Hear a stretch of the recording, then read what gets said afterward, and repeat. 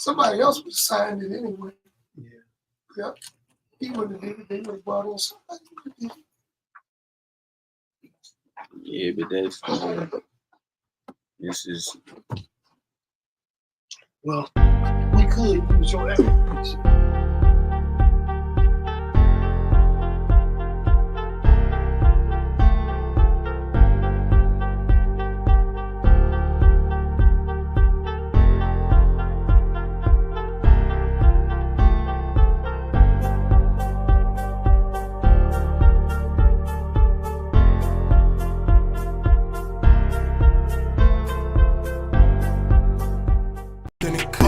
We light it up like sauce and it's sauce and it's sauce. We light it up like sauce and it's sauce and it's sauce. Fli-City got some dogs in it, dogs in it, dogs. Fli-City come off authentic, authentic.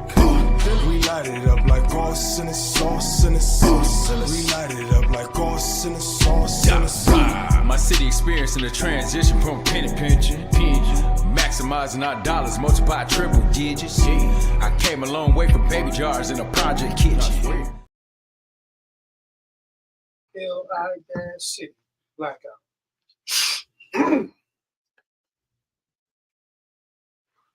No, slash, no, FLI slash, the dash, whatever you want to call it. City. Mm-hmm. Blackouts.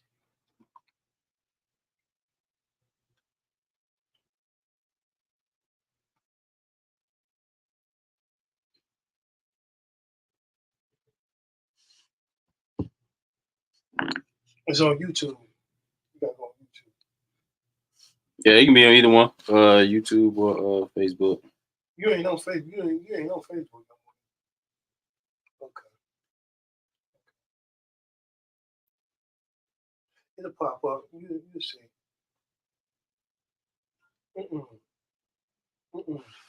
It's Fli-City Blackout.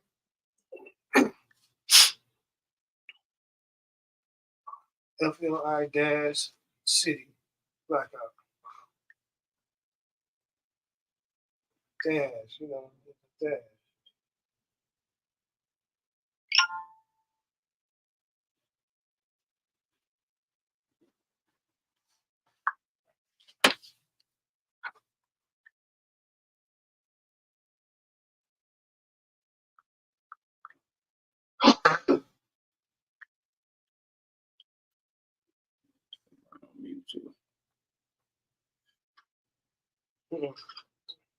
Keep scrolling down. You pull up.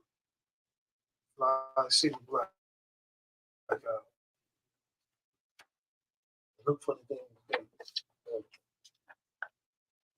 should be 12-14 and featuring DeWaun Robinson and Delrico Loyd. Okay. So we're just tapping in. Appreciate everybody for coming in and tapping in. Do we look good on there? Everything look good on there? I ain't on yet. Try to get it on. Yeah, on there. Okay, so we're doing our checks and balances right now. See.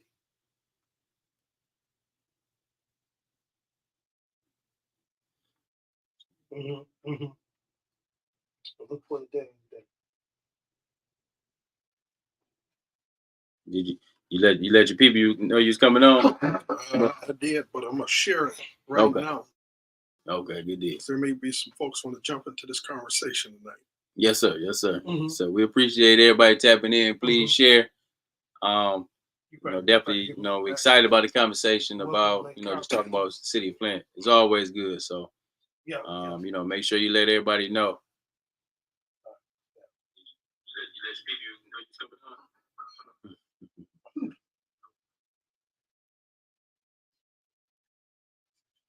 Mrs. Hall is on there. Renee Lee. We love you back. What's going on? What's up, Miss Renee? Phenomenal. One of the best individuals I know. Yes, she is. Love you back. Yeah, she's definitely, man. Shout out to you, Miss Flo, Auntie Flo. 810 Flint, we see you on there. Pastor Powell. Pastor Powell on. What's up, Pastor Powell? Pastor Powell, Pastor Devontae Powell, man, you're doing awesome work on the south end. North end, man, you're all over the place. Yeah, he is. We got the family in the building. We got Brother Roberts in the house. Big shout out to Brother Rodney. Also, Brother Jaleel in the house too as well.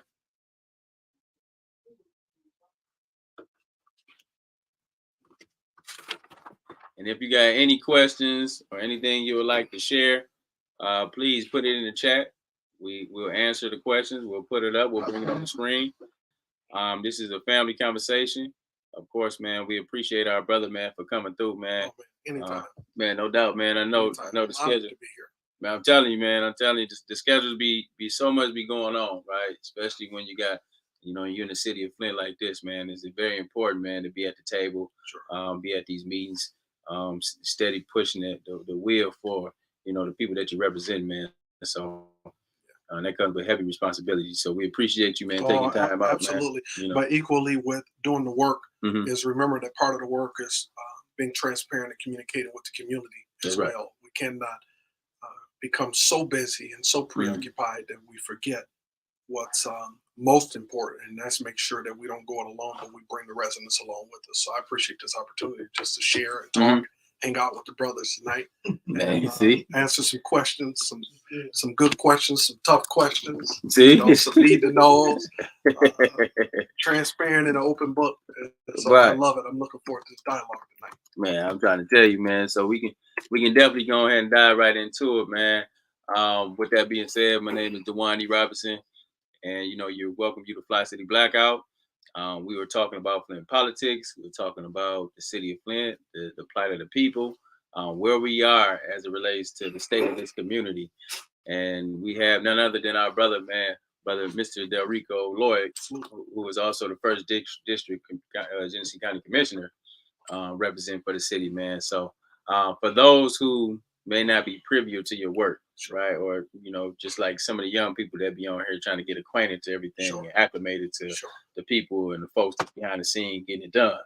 Won't you give a brief background about yourself, man? Yeah, well, first of all, good evening, everybody. So glad to be here, have an opportunity to hang out with you all, to discuss, to share, to exchange some perspectives. And I was born just 60 miles north of here, and to a young woman, 14 years old, father, 15 years old, who were both going through some challenges in their lives, immediately put up for adoption, made my way through the foster care system, homes of diverse background all over this state, ended up in Flint with the Loyd family.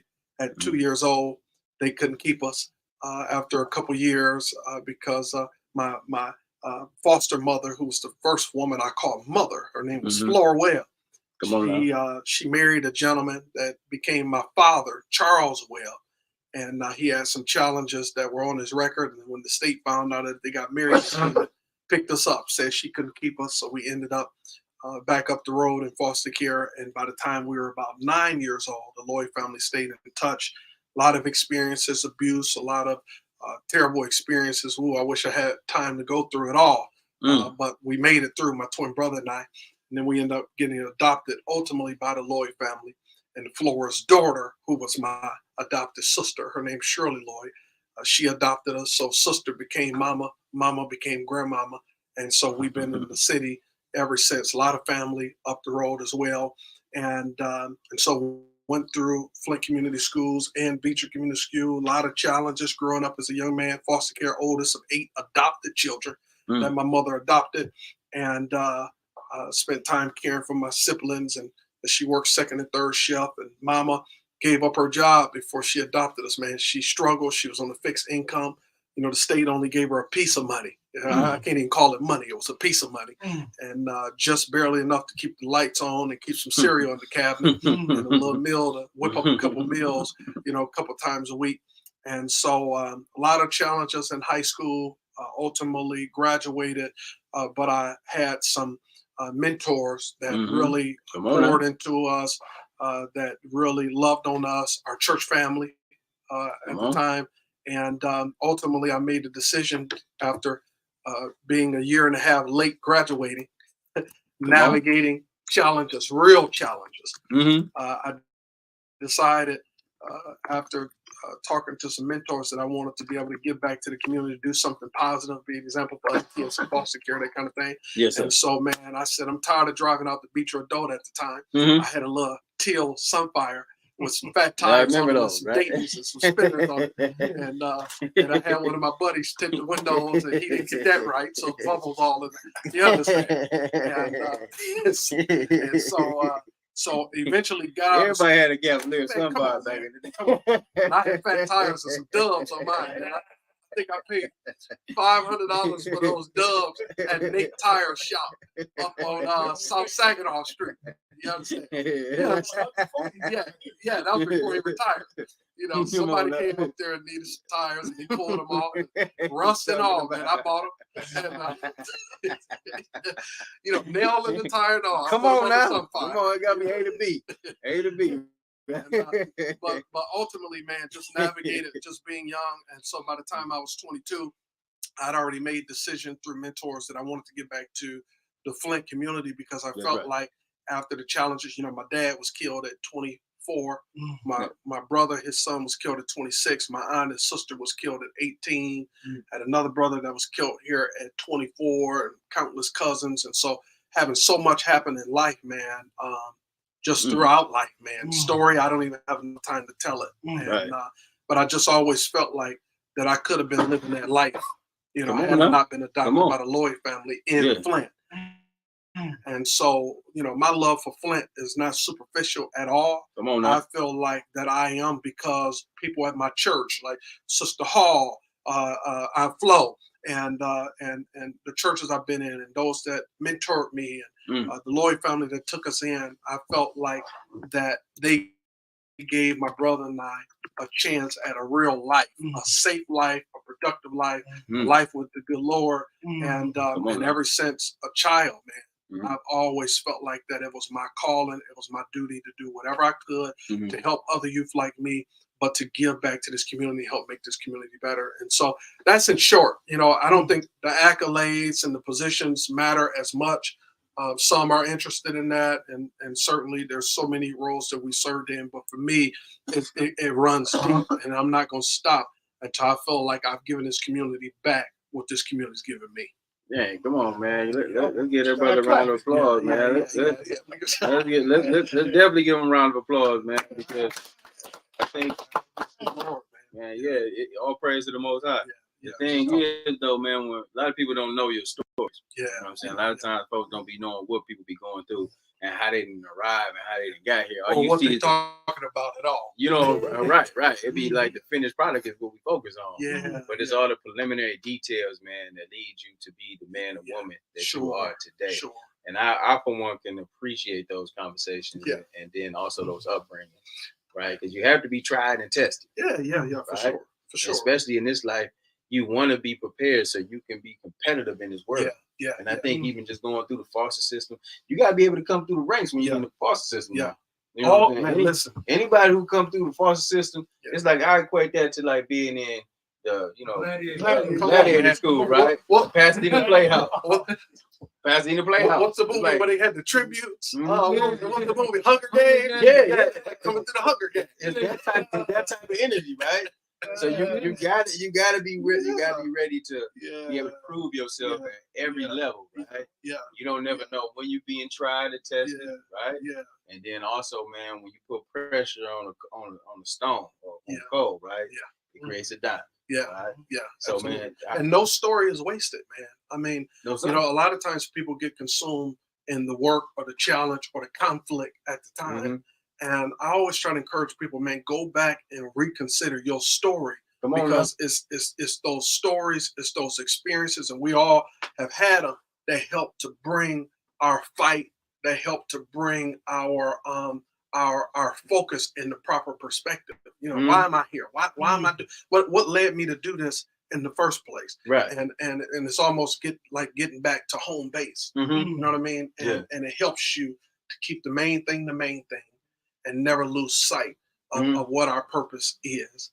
and our purpose are so connected, man. That's Yes, why I'm sir. glad to be sitting here Yes, with all sir. of you brothers today, because Yes, sir. it's all connected. It's not about one person, Right. but it's enough. about how those stories fit together, those experiences, those drives, Mhm. those purposes fit together, Yes. so that the good Lord, can get all glory and praise. That's what I believe. Nah, man. I think, Man. and I think we reckon with that, man. I think every brother in this room, man, got a surreal story, and coming up from Chicago, coming up from Flint, right, North side, South side, wherever you want to be, playing on the East side, however you want to do it, man. But I think that's what make us Flintstone. That's right. You know what I mean? It's a certain type of factor. Yeah. I think that we carry when we go out. It don't matter where you go in this world, man. When you tell them you from Flint, they automatically look at you as a warrior, right? They like, man, you've been through a lot. Oh yeah. You know your story, your Tried and tested. right? You know that you put it out there, Yeah. and like we appreciate even what y'all represent. Yeah. So man,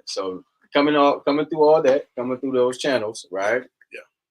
Led you to the output and the work that you do today, right? Yeah. So talk about some of those transitions, because you was a council member at one I point. was, man. You was So like one of the young brothers in the council. So my mother, she raised us, and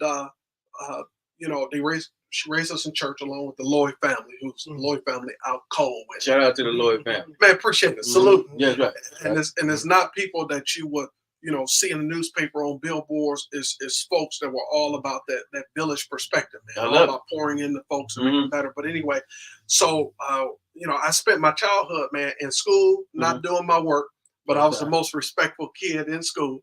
So much so the teachers would see my mother in the grocery store, and they wouldn't say your son fell in my class. They'd be like, your son, the only one saying yes, ma'am, and no, ma'am. Because she beat us if we say yeah.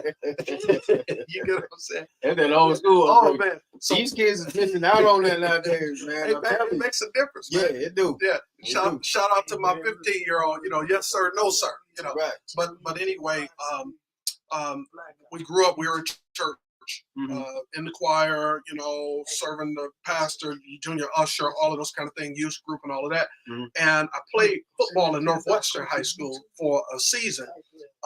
But man, I stopped playing football because I kept having to miss choir rehearsal. And choose so I had to choose. But in my free time, man, I watch city council meetings, C-SPAN, those kinds of things as a 14, 15, 16-year-old kid. So I was always interested in that kind of stuff. Really? Yeah, and then when I got got C-SPAN at early age, man. You remember when we was coming up to school, we had this channel. I think it was like Channel 1. It was a channel where we used to watch it was like civics. So we learned civic engagement. Oh wow! And talk about what was going on in the world, and that was like our homeroom.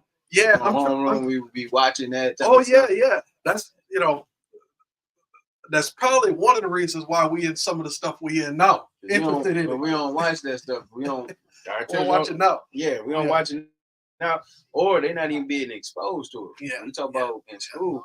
They done took civics out of school. Oh my God! So you don't learn about how to write a bills. I think we talked about that other day. The bill cartoon. Right. Yeah, yeah. Wow. What was that? I'm just a bill. Yeah. Yeah. We don't even have those type of shows no more, right? Man, listen, that's what got us into some of that. And long story short, I watched that stuff. So when I got adopted, this was at 9. This is where it started. Woodrow Stanley, late great Woodrow Stanley, may God rest his soul. Salute to him. Yeah. His office got a hold of my mother and said, "Well, your boys just got adopted. I'm gonna be out of town. I want your boys to read a plaque resolution for adoption month." So ABC 12 came out. We on the news and all that. Never forget the experience. So we came down, read the resolution. He was out of town. So we left there and went to the grocery store up on the north end because we lived on Elm. Yeah. And my mother went in the store, left us in the car. You can't do that now. Okay. Old school. And she rolled up the window, locked the door, and said, "If you open the door, there's going to be some furniture moving." Right. And some older ladies knocked on the window and said, we saw y'all on TV. The ladies had to be in their 70s or 80s, and I never forget that. And so then Omar Sims was a member of our church. Okay. And he was running for city council. Shout out to Omar. Like 13, and he would pick us up from school, and we would knock doors, put out yard signs, and he would pay us with 25-cent bags of chips, 25-cent juice, and a couple packs of 9 later. Come on. Omar owed me some money. Omar out. Hey man, I concur with he's saying, man. Them old school brothers, like I was rolling around with Uncle Ed. You know what I'm saying? He was paying the piece afterwards. Like, man, I was probably the only young brother. Like, man, no, man, I think this got to be some monetary payment going on. Right? Yeah, he owed me and my brother some money, man, because that was a lot of. You could get Hostess cakes for 25 cents. Oh yeah. Then so that means he wasn't spending but $1. Man, they got over it. It looked like so much. Man, like, oh, I got all these. So anyway, man, knocking doors in the first ward. At that time, I remember knocking the door with him, and he just picked us up, from school and took us. And I remember saying to him, "Hey, man, one day I would love to be the first ward city council person." See, people don't know these stories. Yeah. So from that time on, man, I always thought about it. It was always in my mind in high school. And so then I got to schools of choice. Yeah, I went to schools of choice. It was some of the best teachers. I went to school of choice too. Yes, sir. Yeah, shout out some to of the best teachers was there. Myra treated Davis. like a prison. Oh man, listen, some of the best teachers and some of the best students as well. Yeah. We had some sense. Yeah, don't think it's because we attended schools of choice that we were just bad kids. Man, listen. No, we just made some decisions, right? As a young person, right? That I think about now. Yeah. And I wish I would have made a different choice. Yeah. And some kids are just there because they talked too much in class at the regular school. Always. I mean, it wasn't needed. Yeah, you know what I'm saying? Yeah. And now you got to get your credits and all that kind of stuff. That's all. So I met Myra Davis in class. Guess who else I met in class? Who was that? Teacher, Brenda Clapp. Oh, you remember Brenda? Honorable. Oh, see? Brenda Clapp. Oh, yeah, that's She was one of my teachers. And that's why I met her. And she would tell me, because I was not doing the work in class, but I was respectful, man. I remember this girl stood up in class and tried to cuss Miss Clack out. This was back then. Come on, man. And I remember I stood up and I said, "We don't talk to Miss Clack like that. If you see her, she'll tell you, you need to find your seat." And Miss Clack stood up and said, "Delrico, hold on a second." Miss Clack was much shorter. Salute to the Clacks as well, who are my godparents, by the way. I ain't ashamed of it. I'm not in their politics. They not in mine, but that's my family. Come on, you know now. what I'm saying? Come on, so now. let me salute to them. Come on. And I remember she told the girl, she stood up and she said, "Delrico Loyd, I can handle my own classroom." And I said, "Yes, ma'am." And I said, but before I sit down, I said, "Students, we don't talk to Miss Clack like that, do we?" And the class said, "No." And so the girl, she's standing there, she had been mouthing off. The young lady standing in the classroom, and she's, she knows she outnumbered. And so I sat down. Miss Clark said, "Now you either sit in your seat or you get out of my class." And the girl sat down. And after that, we developed a bond. Yeah. Miss Clark. Yeah. So anyway, she pulled me aside, her and Myra Davis. Mm-hmm. I'm talking about the road to get to city council. Yeah. And they say, you're a good kid, your head is on straight, so on and so forth, you're respectful, blah, blah. Why you ain't turning in the work? And I just was like, it's not challenging me. Blah, blah, blah, blah. Well, it may not challenge you, but you're going to flunk this class if you don't turn the work in. So anyway, it was those kind of interactions that led me to a place where I'm like, I want to serve the community, because Miss Clack at the time was running for state representative. She was my teacher, but she was on the ballot for state rep. So long story short, fast forward to 22 years old, I've been thinking about this for years. The seat comes open. Daryl Buchanan, who's a former First Ward City Council person, former opponent. He ran against me at one point in time, but I don't have an opponent from any election that I have any beef with. I have great relationships with anybody I've ever been on because I don't believe it has to be nasty and you got to be attacking people. That's not my MO. That's not my style. And so I sought the appointment.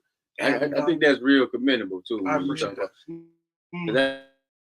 I think a lot of times, man, we get it misconstrued, right?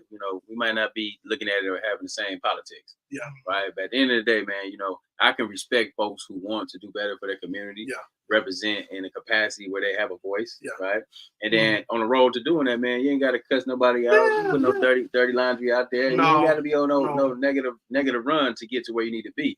No. I've always was told by a wise man, don't step on folks on your way to the top. Amen. Because you're going to see them on the way coming down. Amen. And you might come back down. And you definitely going to come back down. Everybody come back down now. Also, there's more ways than one to skin a cat. Come on, man. Yeah. Absolutely. Well, I just believe that for me, I'll speak for me. For me, it's not productive for me. For me, I've been able to be more productive, build more partnerships, have less toxic relationships by just being civil. I'm just talking about me. And so for me, when I'm keeping the main thing, it doesn't include. Now, if you're hurting people, you know, and you're doing people wrong, there's a way that I'm talking about me, that I can engage with you on that. We can disagree, but I don't have to do something and act in a way that weakens my witness and my voice with people that don't want that, but they want to see people, you know, gelling and kind of working together. So that's not a knock on anybody, but that's me. That's how I choose to interact. Do you think that played a part in how Flint politics is today?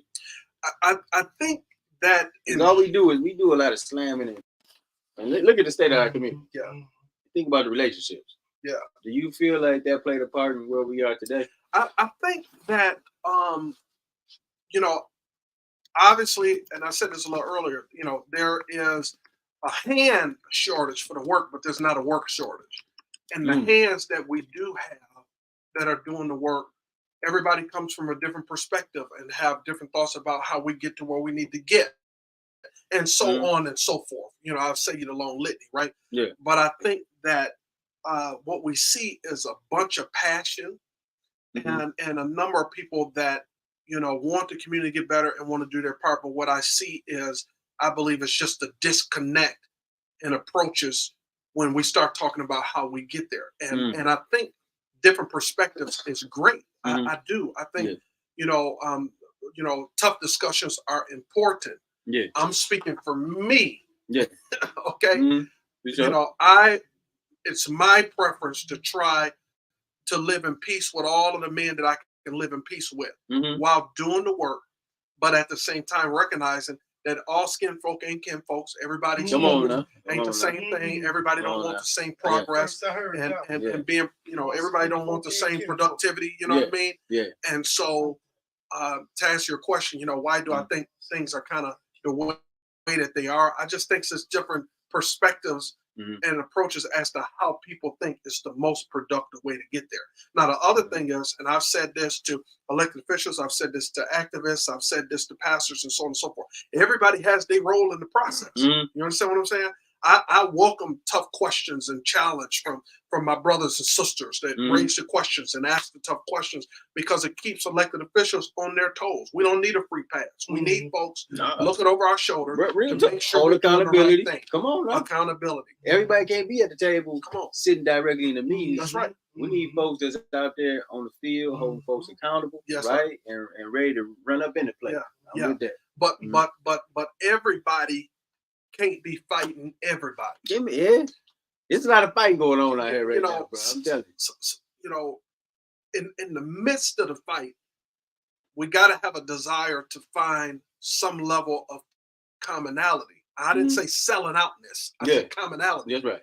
That we can, that we can, you know, in the midst of the fight, where we find a level of commonality that says, okay, I disagree with you, but I don't have to hate you. I don't have to trash you. Right. But yet and still, I'm still looking for this right way, you know, productive way to get where we're going. And so I could go on and on about that. Obviously, it's a lot of fighting in the community, but I do believe that, you know, we have a responsibility as individuals to be our most productive selves and bring our most productive and sincere self to every conversation and platform with the main thing in mind only. And that should only be not how much I'm gonna get, not my people getting hooked up, not, you know, my set gonna be on top. It should be how do we make the community better, and how do we all do our part to make the community better. If it's not about that, then we're not just talking about fighting and civility. We're talking about people being selfish. We're talking about sabotage. We're talking about all these other things that ain't productive. And I see a lot of that, man. And I you know, as coming up as being like, you know, young people in the community, you know, a lot of times you see this fight, this stuff going on, but then, you know, as the young people always feel like we've been left out. Like, and I think that contributes to the fire. That contributes us to attacking. That contributes to us feeling like, you know, they're closing the door. Like when we talking about upbringing and making ways for the next generation, you know, it's a due responsibility for us to watch people get along and be civilized. And like, and a lot of times, you know, that's what we want, right? But when you look at, like, say for instance, city council right now, you see the infighting going on. You Sure. see it's not real independent thinking taking place. People are just kind of like siding with this group and going with this group, but nothing is getting done. That's right? why I got on the city council in the first place. Okay. And I'll answer your question because I've used a lot of words to get around it.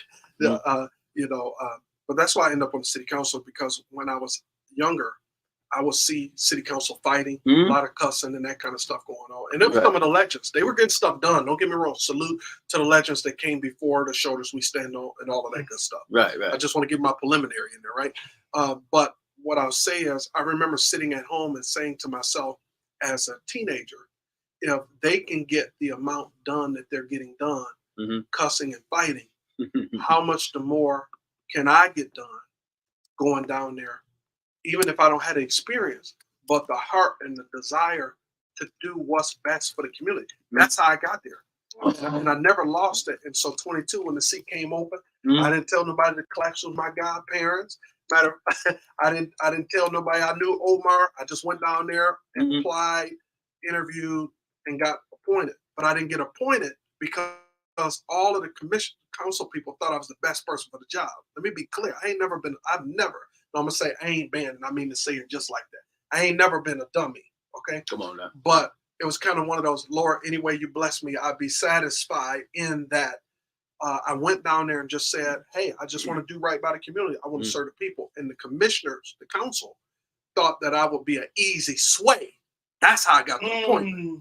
Because the council was split. The council was split. And there were people on both sides that thought, oh, we appoint this 22-year-old boy, then we can get them on our side, and then we'll have that fifth vote we need. Was you the swing vote? They looked at you as a swing vote. So I was a swing vote, and Sheldon Neely was a swing vote for reasons that he was a swing vote. I'd rather not get into that right now. I mean, we can, but he was a swing vote for the reasons that he was a swing vote. Self-interest.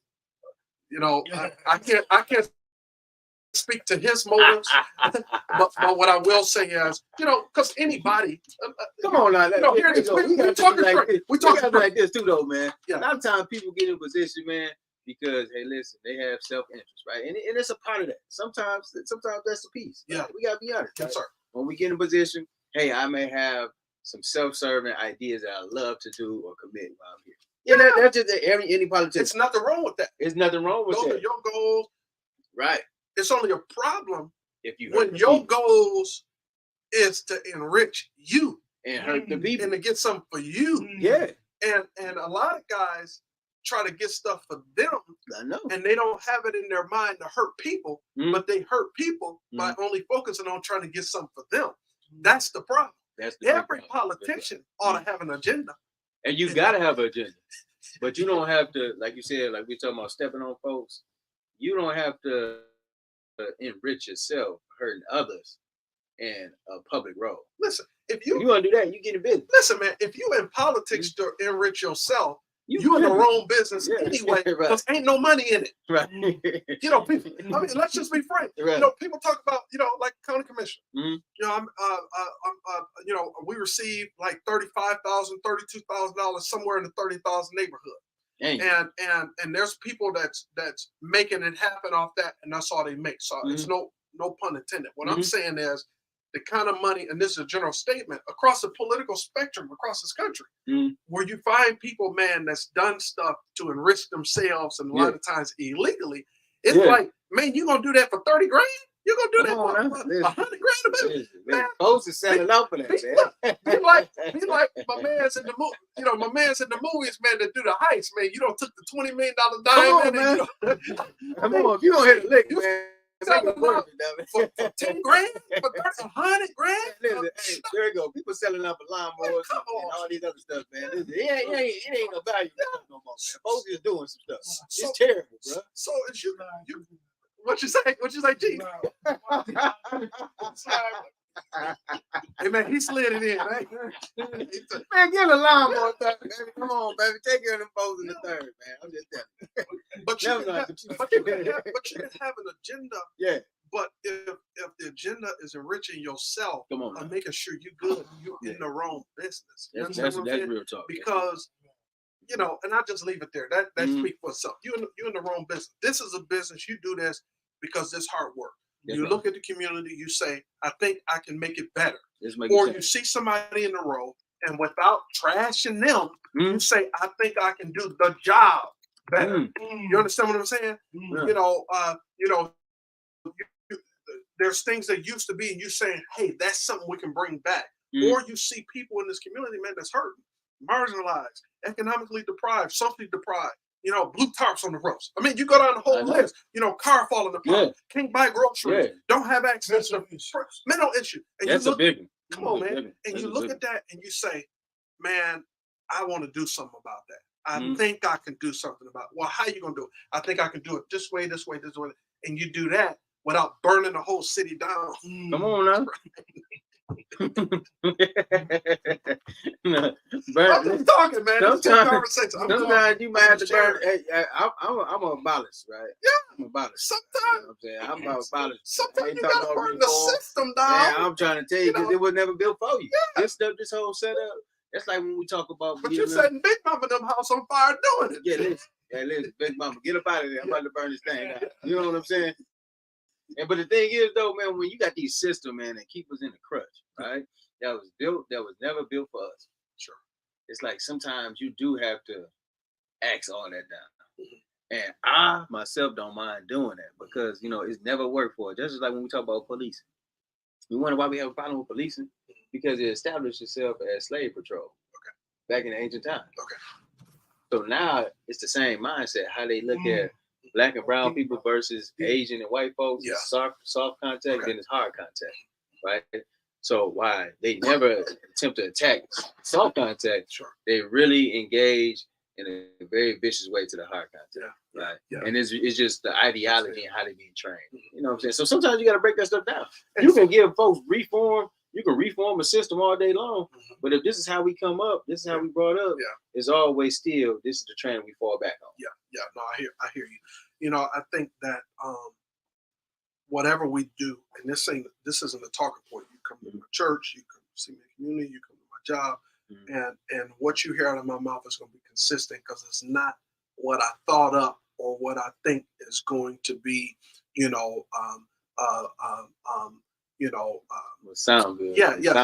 What sound good or ear candy, that kind of thing. But it's what I really believe. You know, for me, like when I got on city council, 22 years old, I was the youngest city council person in history of the city, and then Santino came, and then he was the youngest. So sometimes I still.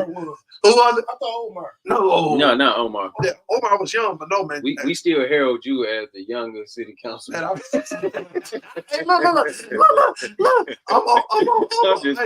Listen, I'm gonna hold on to that. Now you let me hang twice. I'm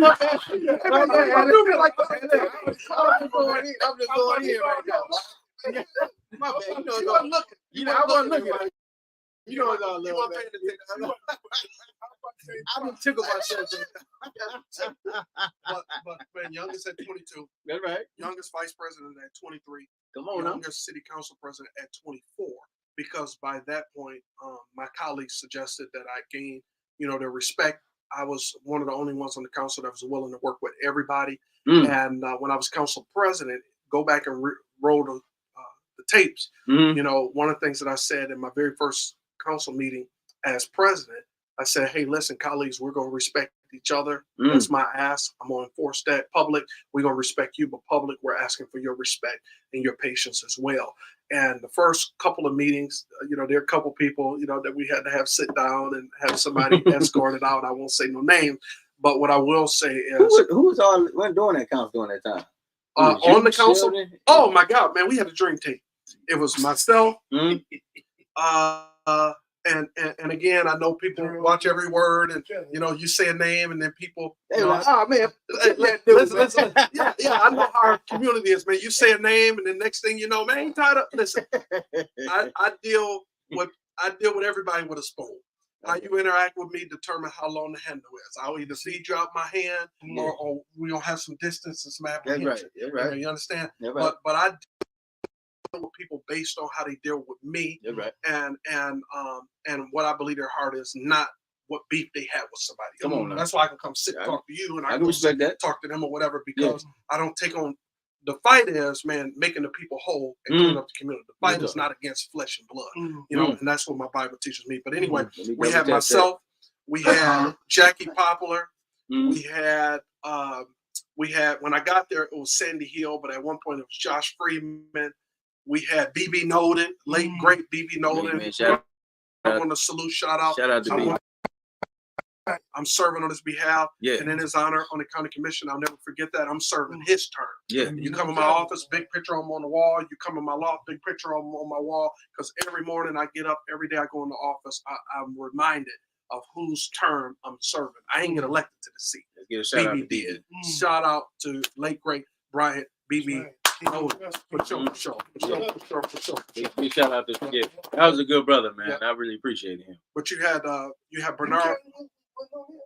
Who No, Buchanan. I came after Buchanan. Oh, okay. So remember, Buchanan became city administrator under late Don Williamson.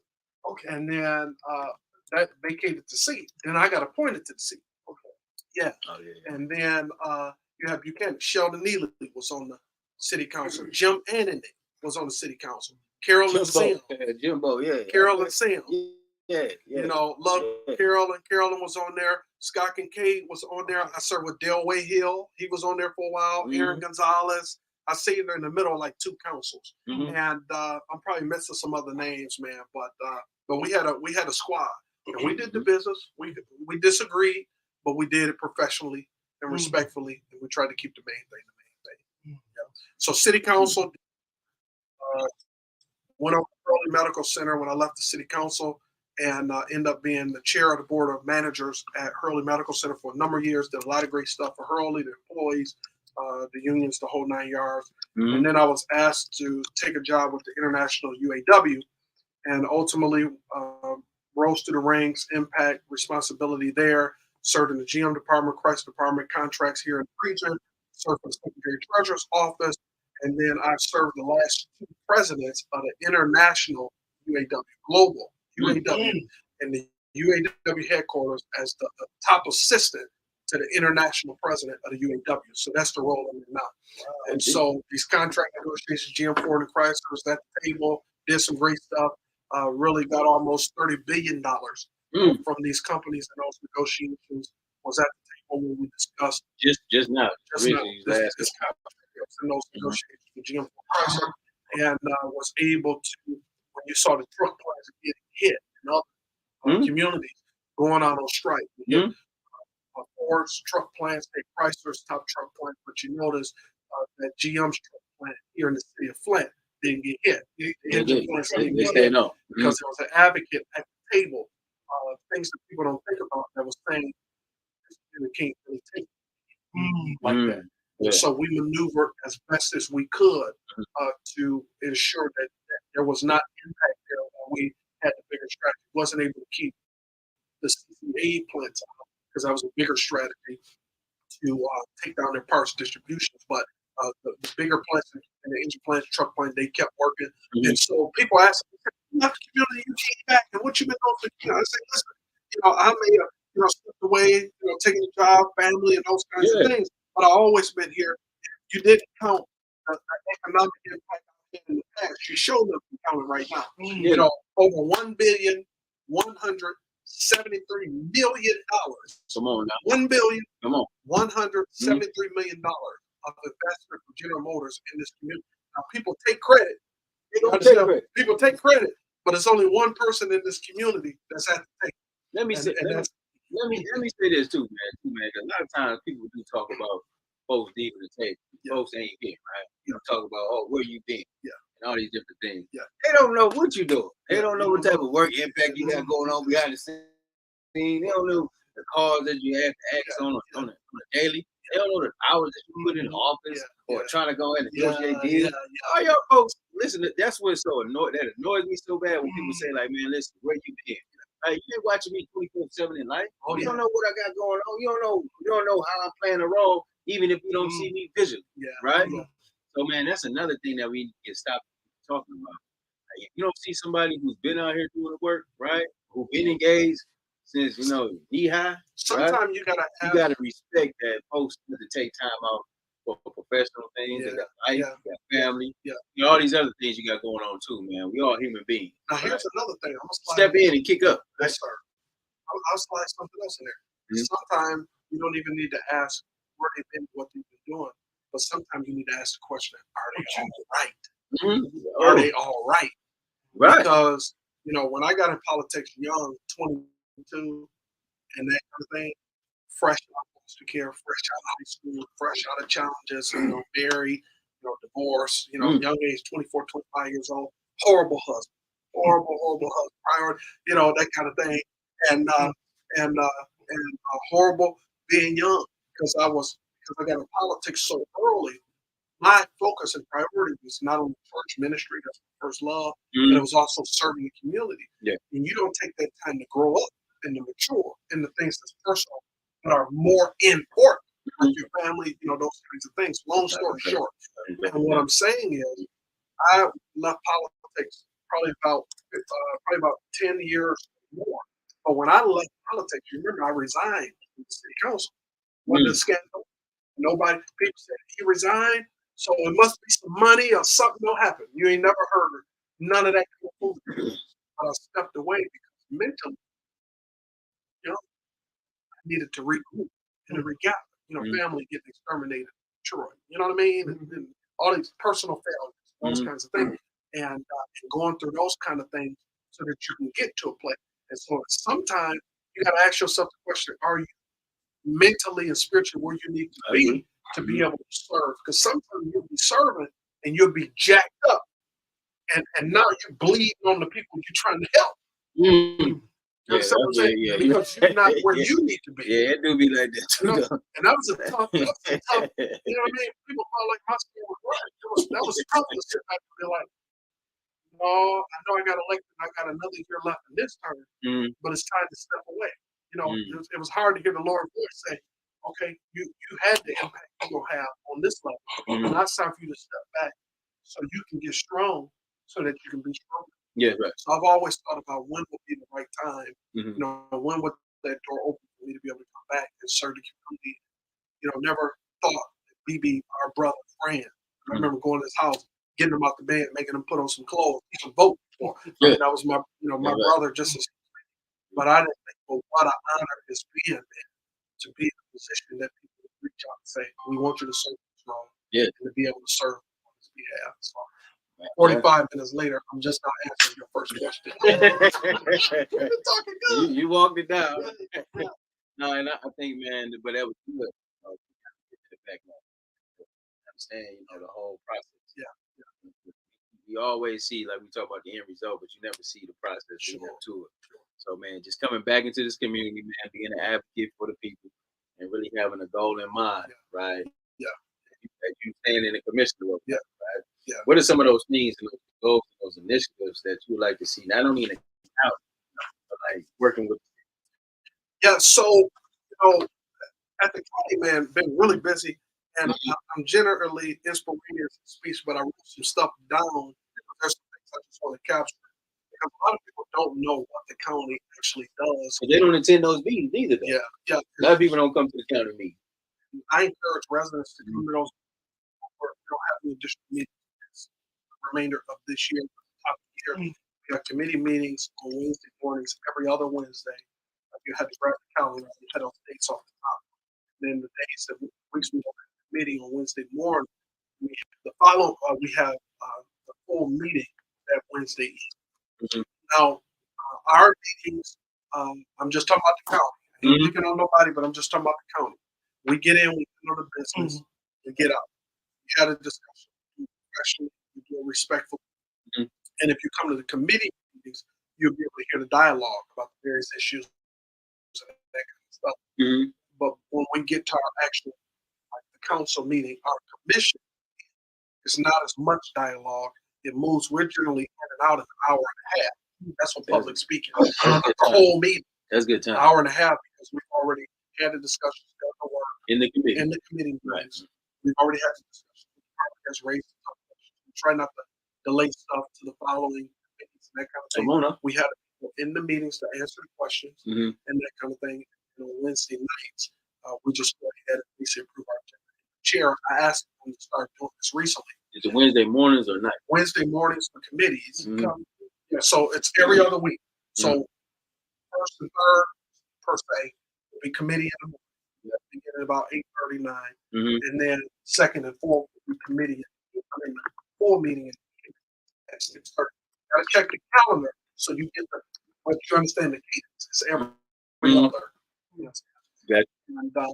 And so they're pretty productive. But I asked our chair to start saying something on the Wednesday nights meeting and the full meeting. So people just feel like we just rubber stamp stuff because we don't have much discussion. It's not much talking from commissioners in the meeting because we've already done it. And I told her, I said, well, residents want to know why we just approve stuff, no discussion. They think we getting over. Yeah, right. And so I asked her, I said, if you would, before we vote on resolution, let the public know that if they want to catch the discussion, it was in the committee meeting on the previous Wednesday, and they can get all of the back and forth and the hard questions and who, the what, and whys, and get them in here. All that happened in that. That's right. No, and then tonight we're just approving what we've already said that we. No. Tell the audience and help explain community an understanding about the state, county, and city as far as resources. Because most often the community and people get emotional. And like you just said, efficient to get it done. Right. But when it comes down to the city, it's chaos. Now, what I want you to kind of share and walk it down. The public can hear him, right? That's a great question. And then I'll reiterate too. Okay. Yeah, walk it down with layman's terms.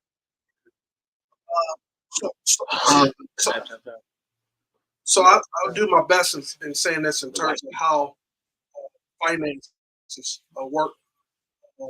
So, the bulk of the tax revenue that comes from the local community, a lot of which goes right to the city. That's where you get your general public services. Okay. Your trash pickup, your law enforcement, you get water services, your code enforcement, fire department, police department, all of those kind of basic city services.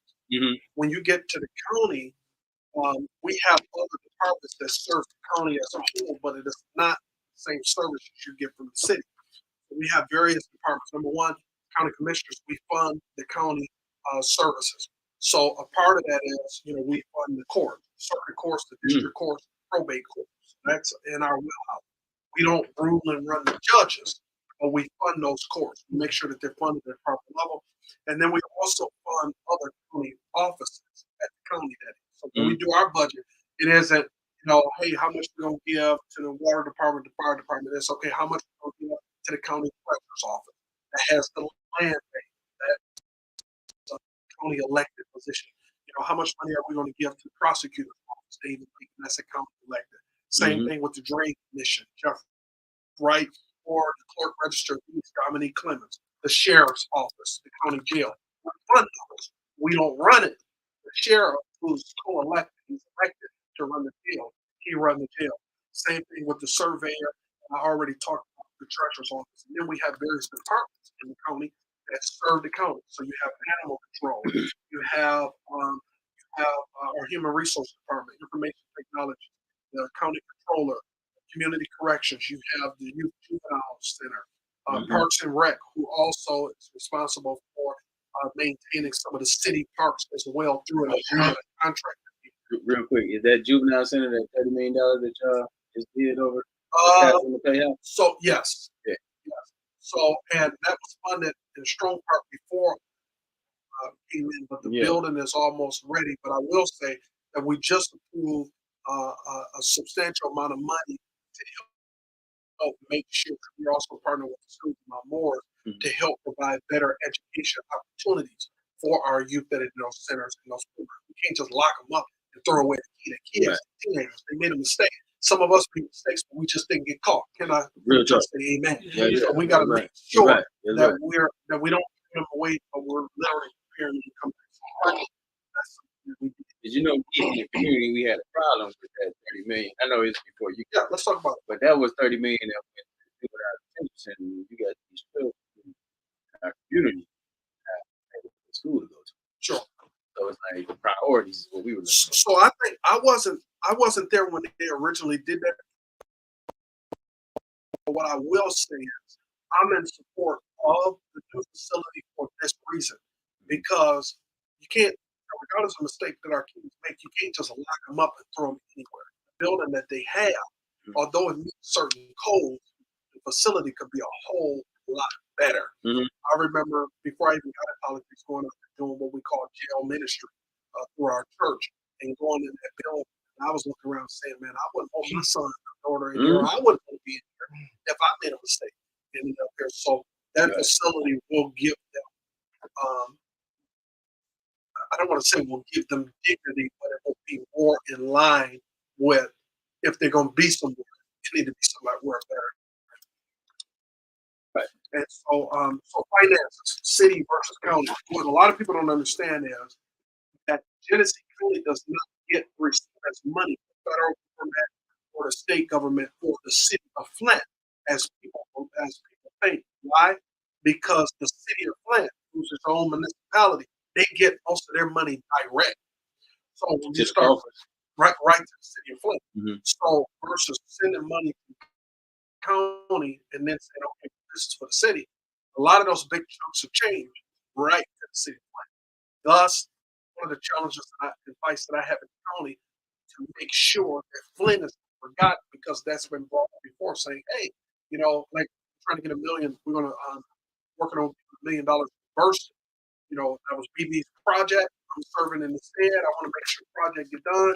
Let's set some money to get more of this money from House Foundation back. But here's the deal. But I've gotten from people, colleagues, hey, you know, we got our data money, whatever. There's all of these other communities in the county. What about them? I'm saying, yeah, you can get a piece too. But I want this $1 million for burst, you know, or I want this money for demolition, you know, or whatever the case may be. So I think that's the main point in terms of the difference in funds. At the county, when our money come in, we try to get a process. I think in terms of ARPA in totality, we've gone back and looked at money that may not have been spent that was allocated. And I think we're going to have like $4 million that we're actually taking back from here and there where money wasn't spent to reallocate. So the money that Burston will ultimately get is money that we are pulling back from someone else because they can spend it. But for the most part, they allocated that money. That money's, you know, most of the money we go. On that note, also, as far as tax revenue comes in from the county, Sure. opposed to the city, it's all tax based, and we got tax abatement. When different corporations, as you just said, talk about the businesses or the company down in Hampton Street getting tax abatement. Sure. Sure. What does that really do to a community as far as resources? So I think I'll start off by answering that by saying, you know, there are certain tools that municipalities have to help encourage or to entice businesses, investors, such to invest in the community. You got to remember that although the city and county, our responsibility is to provide services and to be stewards of those resources as entities, and I'm talking very layman's terms, the entities are not created to create jobs, to be in business, to own factories and restaurants and that kind of stuff, but to help facilitate the business we build in the community, to help support, put those frameworks in place while we do all of that. Now, I said that very delicately because I don't want somebody online to take it and say, he said the city and county don't create business. That's not what I'm saying. I'm saying that we have a very specific role by charters and ordinances, and it has primarily to do with services. But one of those kind of enticements, drawing one of those tools to get, you know, so one of you could be 100 millionaire, have 20 million, you're looking for somewhere to spend your dollar, and we want you to spend your dollars invest. This is a tool we can use to say, okay, if you invest your money here, what we'll do is we'll give you an abatement for so many years, so you save on liability, and you save on this, and you save on that. So people did. We did it when I was on city council with Diplomat Pharmacy. You remember Diplomat, which is one of the largest pharmaceutical companies in the nation, was considering moving to Texas. They were considering moving somewhere on the East Coast. They were based out in Flint Township, maybe in Flushing. And when we sat down with them under the cloak of confidence, that's one of the tools we use, because every community was putting their packages together to entice to say, if you come here, we'll give you this, we'll give you that. The city wanted out because we put together some abatements and stuff, but we had a hometown advantage. They wanted to stay in. So I see people doing it. This is the key. Sometimes I'm going to point in. Sometimes when we're giving out those tax abatements, like when we give your tax abatements to attract a company here, what type of investment do we look as far as the municipality? How are we looking at that from a business decision if we give them 50? No, you just turned the corner. I just put my finger up. You were turning the corner where I was going. Okay. The balance of that is General Motors, so on and so forth. Most times when General Motors come and say, we want an abatement, most of the time the city gives it to them because you don't want to lose another 8,000 jobs. You want to sure. So there are benefits and advantages to do it. But you gotta make sure in general when you're doing that it's a deal that's not just fair to business, but a deal that's fair to the residents. That's right. People. So you gotta do that analysis, that risk, that kind of analysis, and determine at what point does this not make sense anymore. So I think the 50-year abatement was something that the city did. I wasn't a part of those discussions, just to be transparent. I wasn't at the table, so I wasn't privy to the nuances. So yes, I wasn't privy to that, so I prefer not to speak to whether or not I agree they did it or not, because I wasn't there. That's how I operate. What I will say is, if that deal was before me and other deals were in front of me, one of the things I will be thinking about is, okay, how much is enough to incentivize you for coming here? And at what point do you need to start paying some of that money back to us in the form of our taxes, so that we are giving you this ultimately for free over a period of time where all of y'all probably will be deceased. Yeah. You understand what I'm saying? And then the residents now are really funding you. So that's one of the things you gotta ask. Other questions that I gotta ask. In coming in and partnering with us, how are you going to be a good partner in community? How are you going to invest in community? What does that benefit look like over those many years? So you have that agreement for abatement, but you also have an agreement that talks about how you're going to give back to the community, so our residency can feel like we're getting some out of it too. 50 years is a long time. Very long time, bro.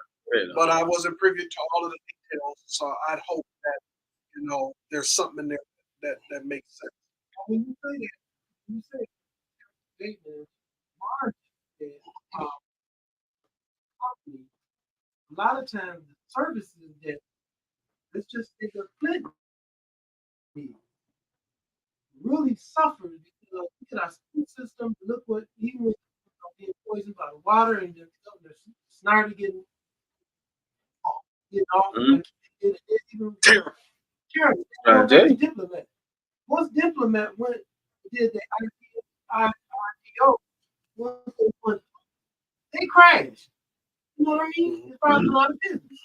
And you think about what that model looked like and how it affected the mind when you said about bonds and bond rating, and how that revenue really was affecting the day-to-day operation of what's going on in the city council. Because we're not getting anything in our school system. So man, it's just unacceptable. It's unacceptable. That and so many in nutshell is unacceptable. Go ahead. I want to say this. Question for you. I wanted to give you the background to the question. The city of Flint is a traumatized city. And most people in social leadership don't know how to deal with the people that's traumatized. So whenever you have somebody in an accident and they go to a trauma hospital, early in one of the hospital that's a trauma hospital, he rolls in from the accident with broken feet. You roll in with the bleed out. Okay. Who they help first? You. Because your situation is immediate. The bleed out is Right. Yeah. Here's the broken femur. Yeah. It's bad. Yeah. But he ain't finna die right now. It's real bad though. But you gonna die right now Yeah. if we don't stop this bleeding. Sure. Yeah. My question is, how do we get the political and social people to put the people first outside of their own needs and wants and views and perspectives to treat the people where they need to be treated first and then argue about the stuff that can survive and last later on? You know, I think that for one, I think that the people are a big part of it. Mhm. And I think that that's why it's important. And this city of Flint is across the nation. Political climates are just toxic. They're incivil. They're unproductive. They downright embarrassing. It's a doggone shame. The way I said I used to watch C-SPAN and all that, man, I don't want my 15-year-old son who's mine or my 3-year-old whose mind is still shaking to watch that movie, because if they see them do it, they'll be thinking that it's okay for them to do it. And then I can put something on them. You understand what I'm saying? And discipline them, you know, chastise, talk to them to help them understand that that's not how you do business. I think the residents have more power than I think a lot of residents believe. What I see across the community, I see a lot of residents that are upset about what's happening in the culture. A lot of residents have given up. They're frustrated. A lot of residents that can move have moved. There are other residents that are torn, they want to leave, but have not left because of school. You know, my mama built this house, or I built this house. You know, I raised my children in this house. And so people just feel like they're stuck in the midst of an environment that does not prioritize them. Yeah. And then you have another demographic of residents that are frustrated by it, yet they entertain it. They cheer the foolishness. They celebrate the foolishness. And instead of seeing their elected leaders and saying, stop all that. That's foolishness. I didn't see I heard that lady on York Street. When I got on the city council in the first couple of months, I didn't talk at all. I was just mute. I would vote. I wouldn't talk.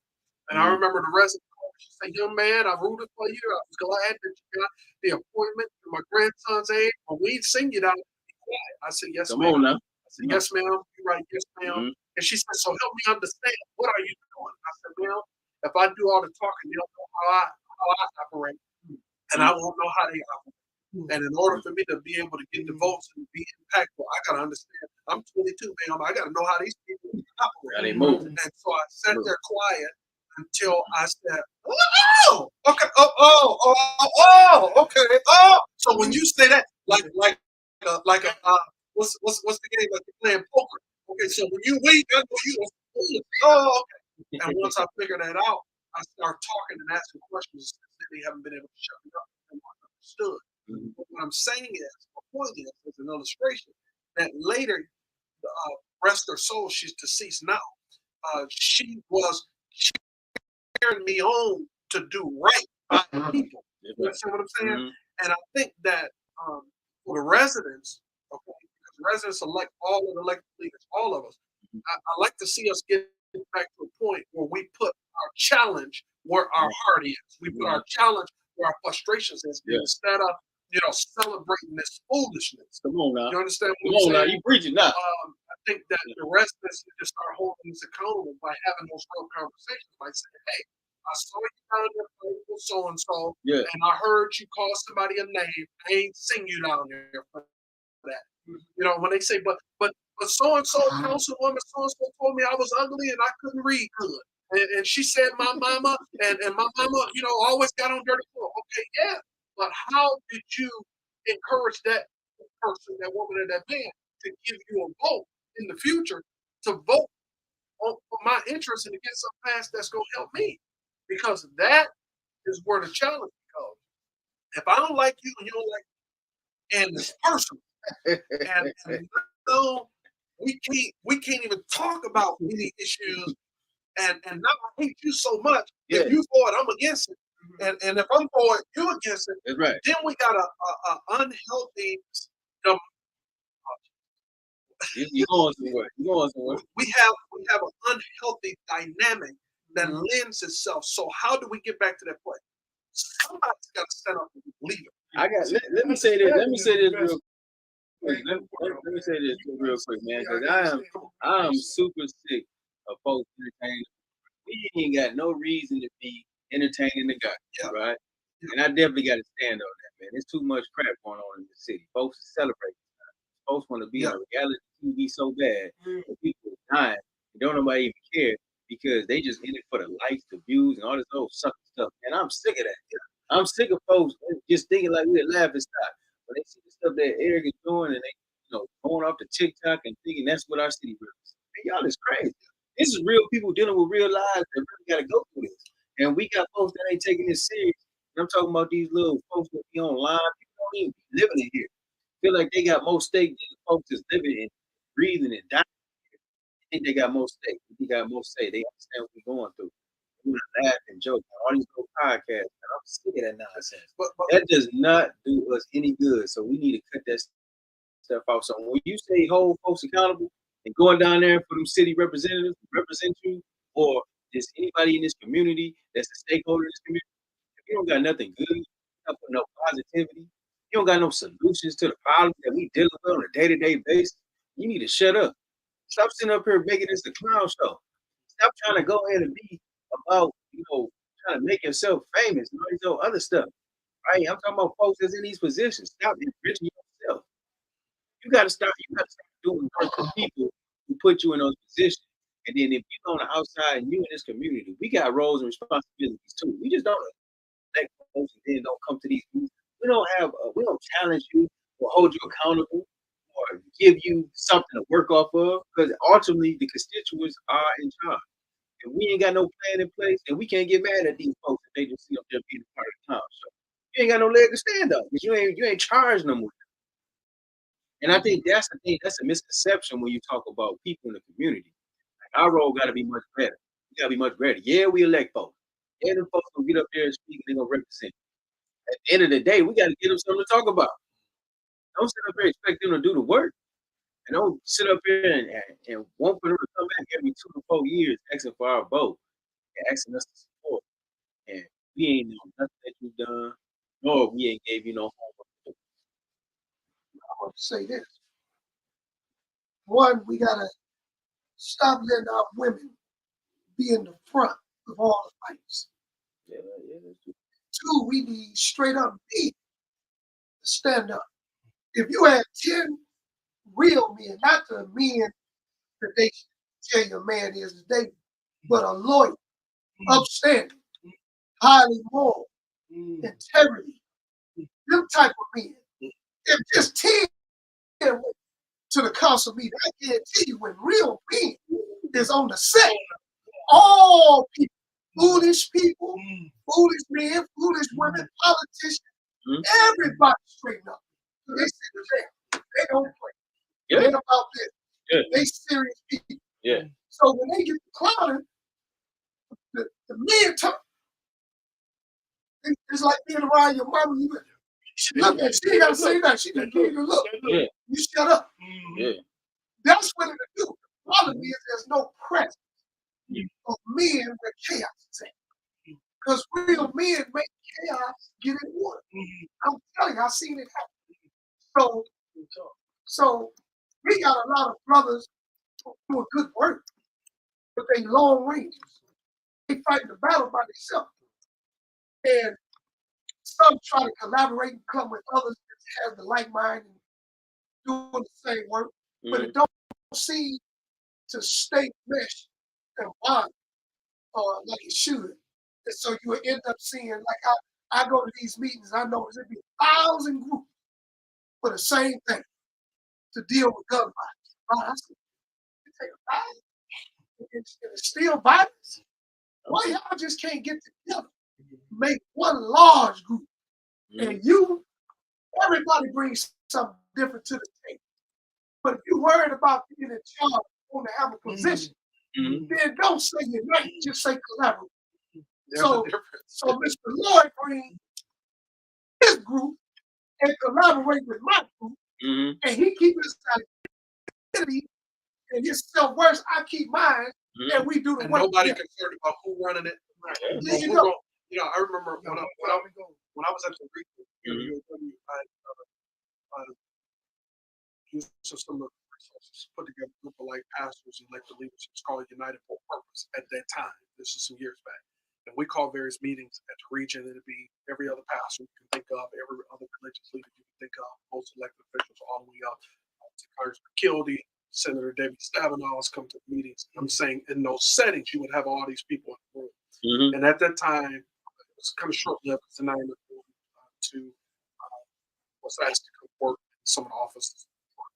And but anyway, we would discuss what folks want to do, bring certain initiatives, and then at that time there were certain things that was coming up on the ballot. Everybody kind of communicated around, everybody was on the same page, vote out.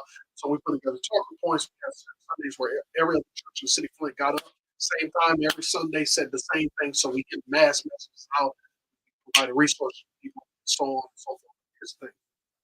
Although I was able to put that group together, there's not a press conference that you saw me on the microphone. There's not a press conference that you saw me on the initiatives that we had out front. Each gathering, Chris Martin was a part of that. We had Pastor Patrick Sanders, late Patrick Sanders, Pastor Fuller. You just go down the list of all these pastors, and each time we had something, I picked different leaders to be out front. You want to know why? Because you can show people better than you can tell them. It's best to set the example and not just verbalize what the example looks like. And the example I was trying to set is, it's not about a person. It's about the work, the message, the collaboration, the relationship. And I think that's what we have to be. There's power. Now, let me tell you what would have been powerful to me if I got out of line, or if I get out of line as a commissioner or city council person, or you know what would have been powerful? My mother, when she used to spank us. My mother was old school, and I told her when she died, we're gonna put her on the casket, spare the rod, spoil the child, because she didn't believe it. And my mother had a heavy head, still got a heavy head, but she walked her hand just be like that. You don't want to pick it up and drop it down. So it ain't got to be daddy, mama. And I remember we had a conversation because she would be a physical abuse we experienced, physical. Sexual abuse, mental abuse, abuse. I've been beat with rose bush limbs with thorns on them. I've been put in the tub with water, and I wet the bed at 3 years old, beaten with a wet towel, and had your private part beaten and that stuff. I never even said that publicly. That's an exclusive, but those kind of experiences. And I remember saying to my mother, we had one of those moments where she said, "Say what you want to say. You ain't gonna get in trouble." And we did that with Africa. I said, "Mama, when I get in trouble with me, it make me feel like rebel because I started the history." And I said, "If you want to get me, take my freedom. Tell me I can't go to choir rehearsal. I can't be with Bishop Akins, late great Bishop MC Akins." That's a son on the podcast. So again, yeah, Bishop Akins on the podcast.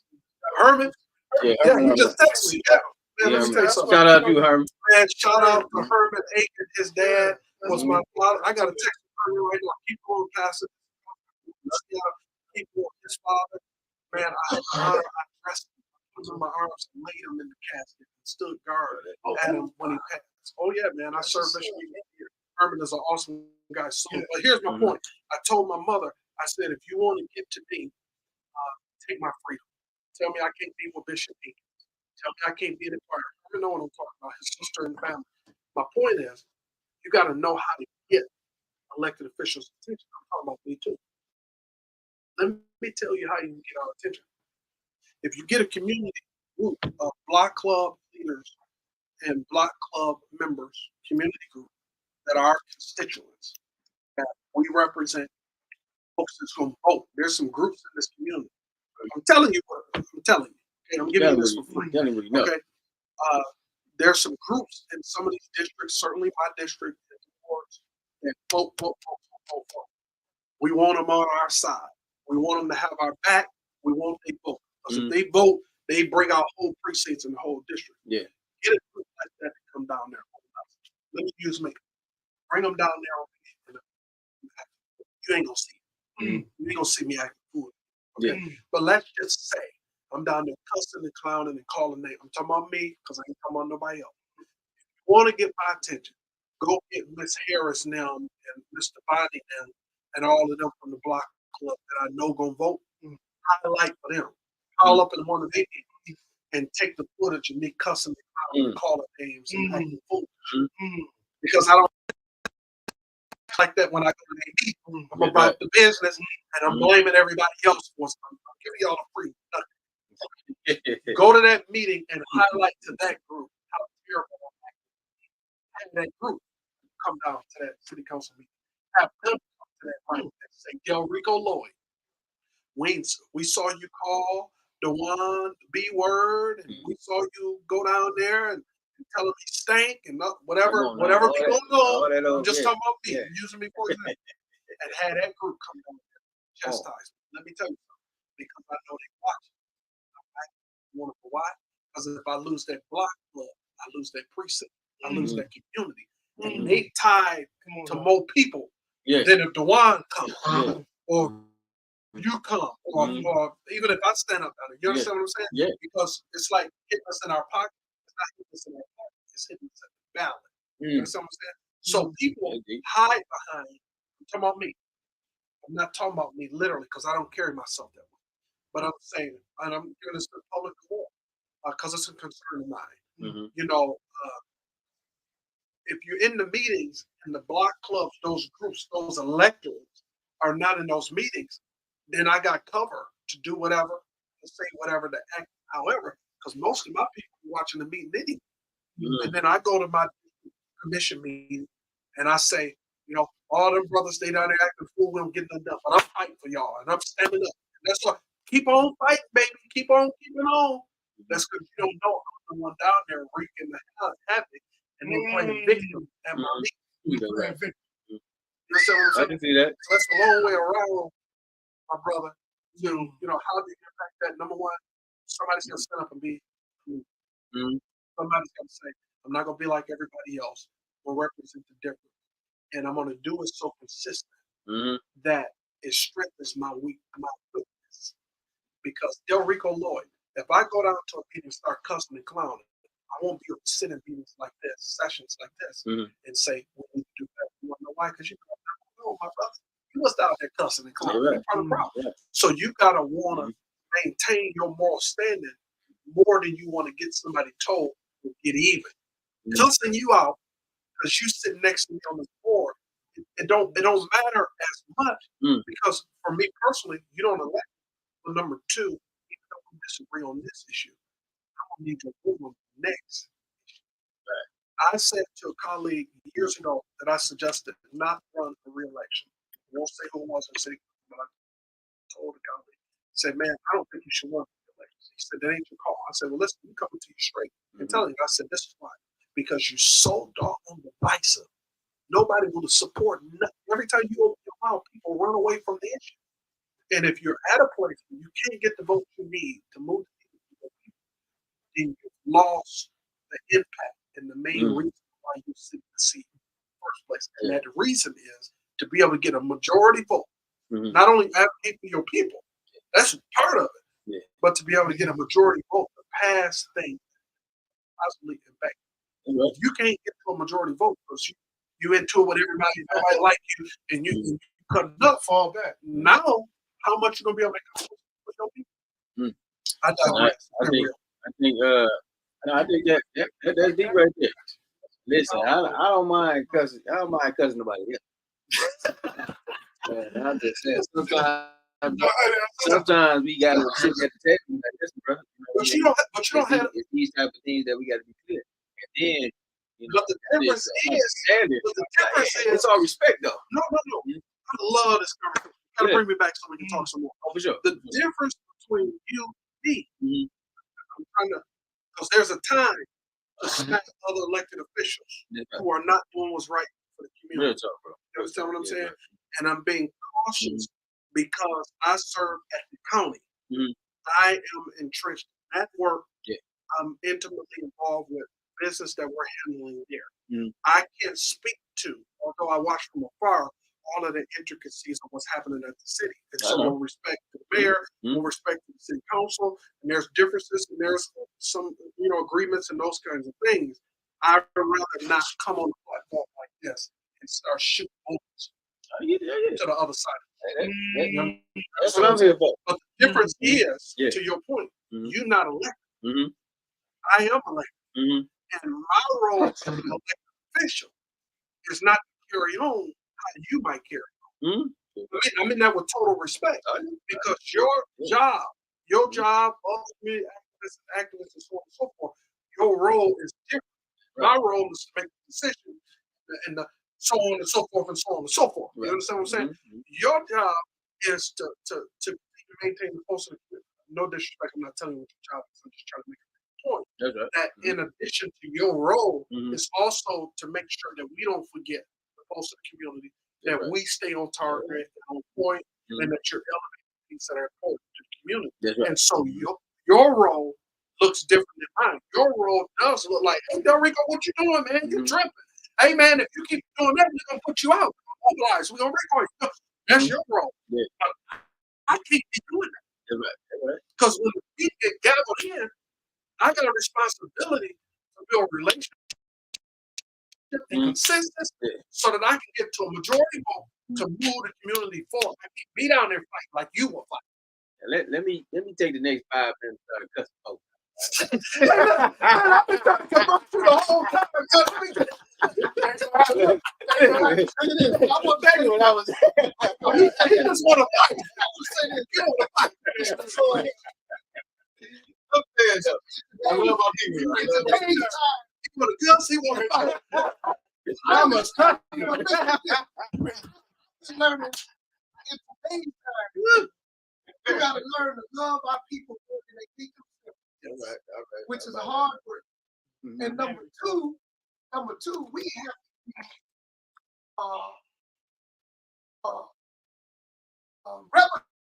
representative of what etiquette towards one another looks like. So what I mean by that is, I have everybody know I got a pet peeve, brother Wright really know about it. That is, I can dislike you, Mr. Lord. Yes, sir. I can disagree with everything about you, what you do, everything. Yes, sir. But I refuse to publicize. Yes, sir. I get flack for that. I mean, I can't tell you how many people, man, you know, but you won't say that because I don't do that. You know why? Because I see deeper. If I talk about you, and it's just black folks, talk about black folks, the enemy that we really going after, they say, we got to worry about them. Keep them, send somebody in there to keep it going. That's right. I burned me up, man. I burned me up. Brother Robert burned me up. We got to fight against each other. You want to go on the sideline. I just said, I tell people, like, hey, there was a pastor that was at city council that was being charged with something that he said was a lie.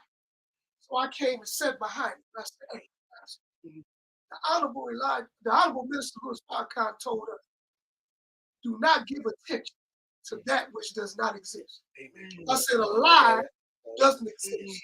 Only the truth. So if somebody lying, let them lie. They'll be revealed. But you don't have to respond, because guess what happens when you respond to a lie? You give it life. You give it life. Now you got two people who don't know you or me from nothing. And everything else going back and forth. And a wise man said, you walk up two people arguing, you don't know which one is the fool. That's true. You don't know. That's true. You remember the movie, man, where the guy, this is great discussion. I'm just enjoying hanging out with y'all. I don't close my book, man. I ain't get to none of my talking points. But listen, man, it was the movie where the guy was running for president. And it was overseas. People could recall the name of the movie. And the good guy was running for president, and he was losing. And the bad guy was winning. And the good guy's campaign manager said, I know how we can get on top. They said, why? The good guy said, well, why? The presidential candidate said, well, how? They said, let's put something out on him, say that he cheated on his wife. And so this is the good guy's campaign manager saying, put the rumor out on the bad guy. Let's say he cheated on his wife. And the good guy said, but he ain't cheating on his wife. This guy got moral, he like, hey man, no, that ain't true. Even though I'm losing, that ain't true. He don't cheat on his wife. And the campaign manager said, yeah, but we love to hear him defend. So that go to your point. Because what he was saying is, even though it ain't true, it's a lie. If he get out there, I ain't never cheated on my wife. He get to all of that. There's gonna be Miss Annie, them, Miss Jones, them up on Alma and Ruth. They gonna be like, oh, that boy lying.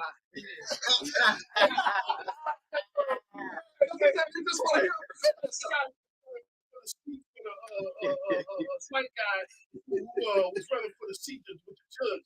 Yeah. And black chick was calling him out. Okay. But he got all on TV. Remember how fake and super that was? Yeah. I was running for the Supreme Court. Yeah. And everybody saw it through it though. Yeah. Because he had to defend himself. Yeah. I respect that. I think respect that. For the Supreme I Court. do get that. Yeah. I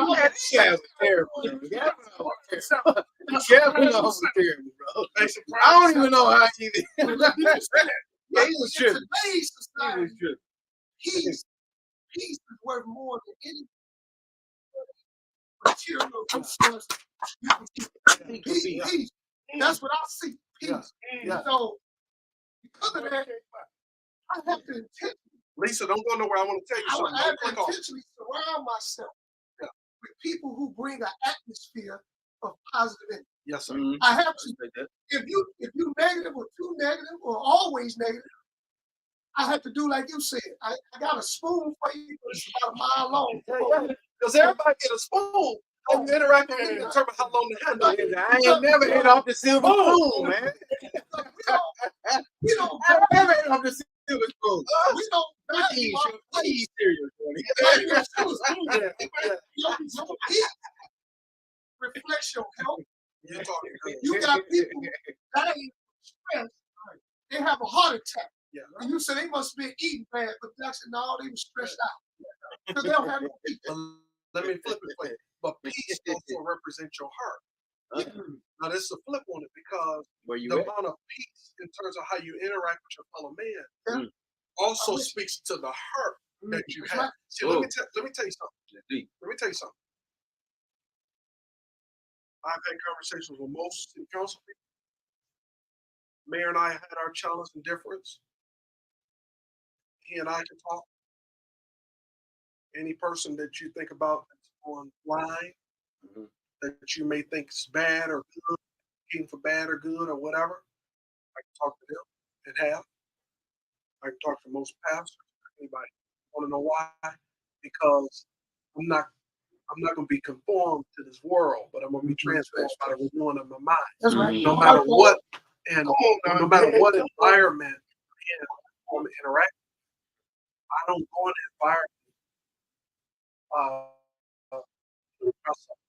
environment that's going to change me. I'm going to go in an environment and try to impact the environment with two qualities: love the hell out of my enemy. That's my weapon, and civility. Let me tell you something. I don't have an enemy that I don't love, and I don't have many enemies that I know of. I'm sure I have quite a few of them that are private. You want to know why?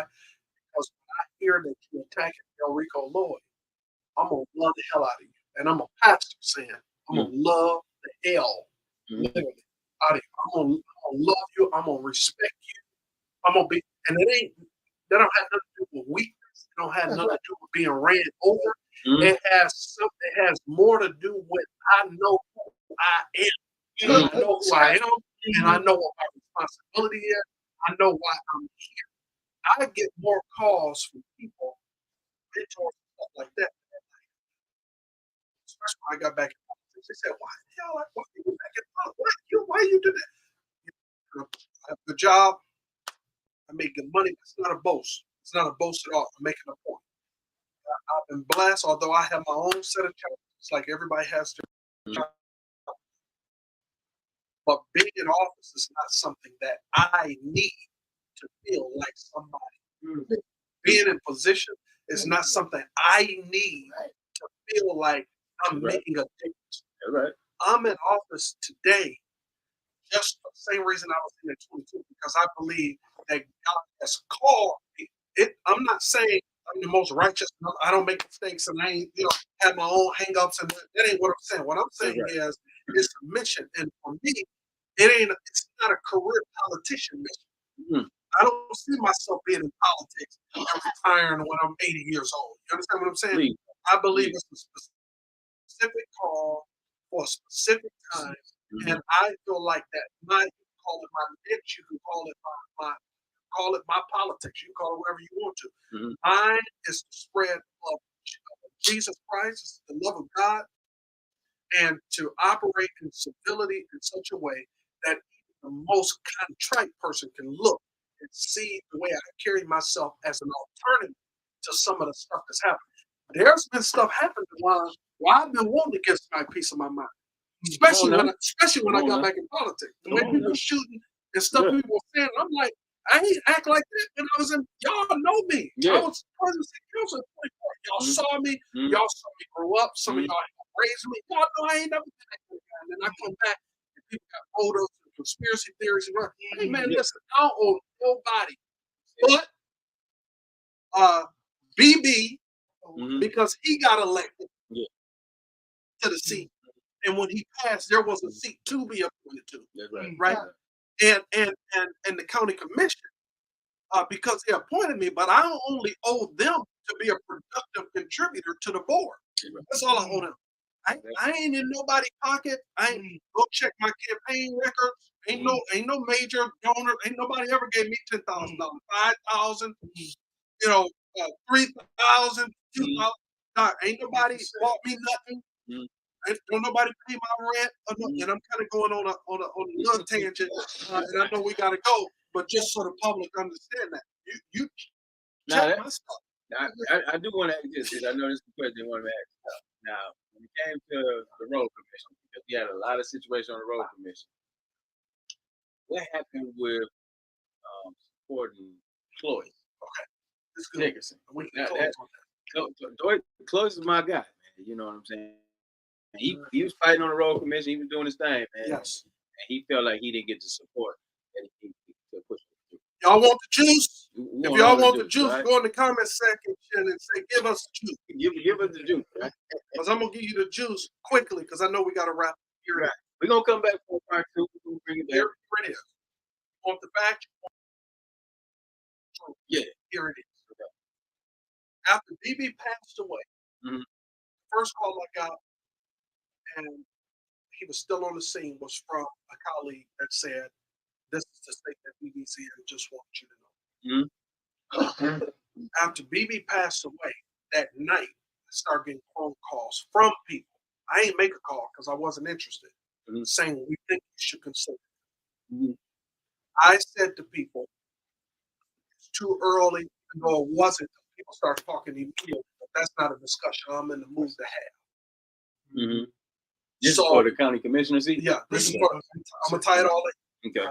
And so the next morning, I started receiving text messages.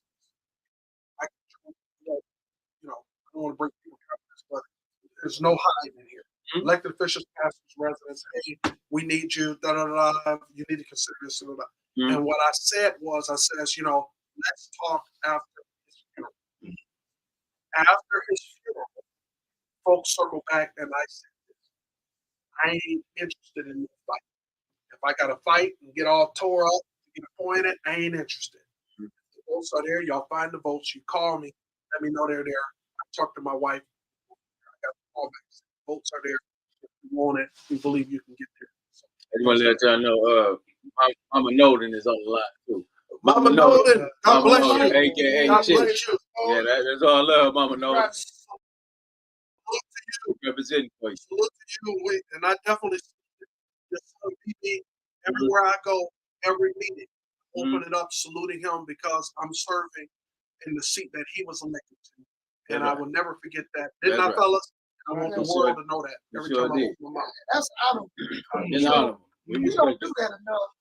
We should give people their flowers while they're here, Yeah. more so than when they go. Yeah. But we should always. So I got, brother Roy that was killed Okay. out here in Valley by 2 people racing down the street. Okay. I keep him lifted up. Yes, sir. Because he was around me. We call him the demon. Yes, sir. And I learned so much from him.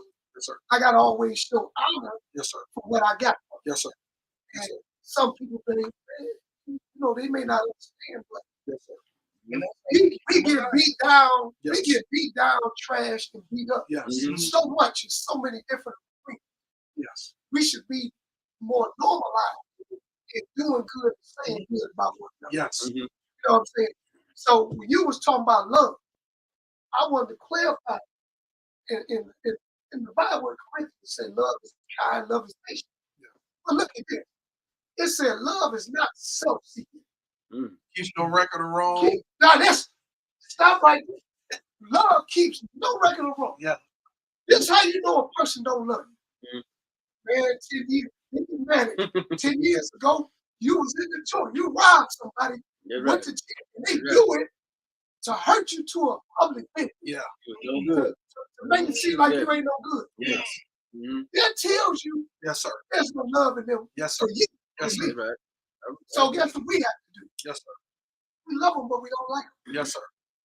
The Bible won't never say that about like. Yes, sir. It say love, Yes. but you don't have to like. I heard Mother Deloney say it one time. She said if it wasn't for a person being a human being, I wouldn't have respect for most. Hey, man, you need to come over here in front of this camera. Yeah. You can't be talking like that out the camera. That's what I'm saying. Next time, come in the camera. Hey, be sure to like and subscribe. You know. Hey, be sure to like. He on next week. Be sure to like and subscribe to Fli-City Blackout. I do want 2 minutes close. So this is the point.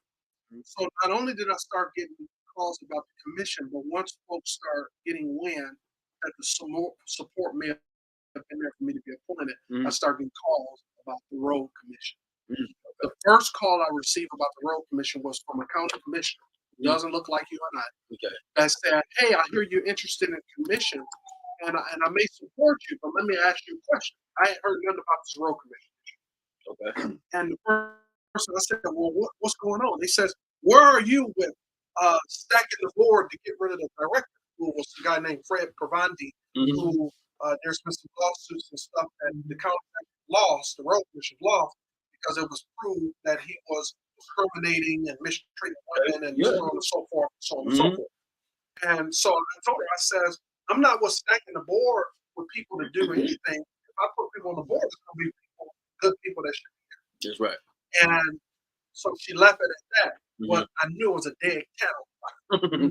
So then I started calling and asking questions. Right. And that's when I found out that there was a move that preceded my time on the commission to get rid of Cloyd Dickerson because he was standing up for black folks. Shout out to Cloyd Shout out to Dickerson, Cloyd man. Dickerson. That's our number love over here, brother. And he was highlighting some of the racism and some of that stuff that was going on in the Royal Commission. So then I started asking questions at the board.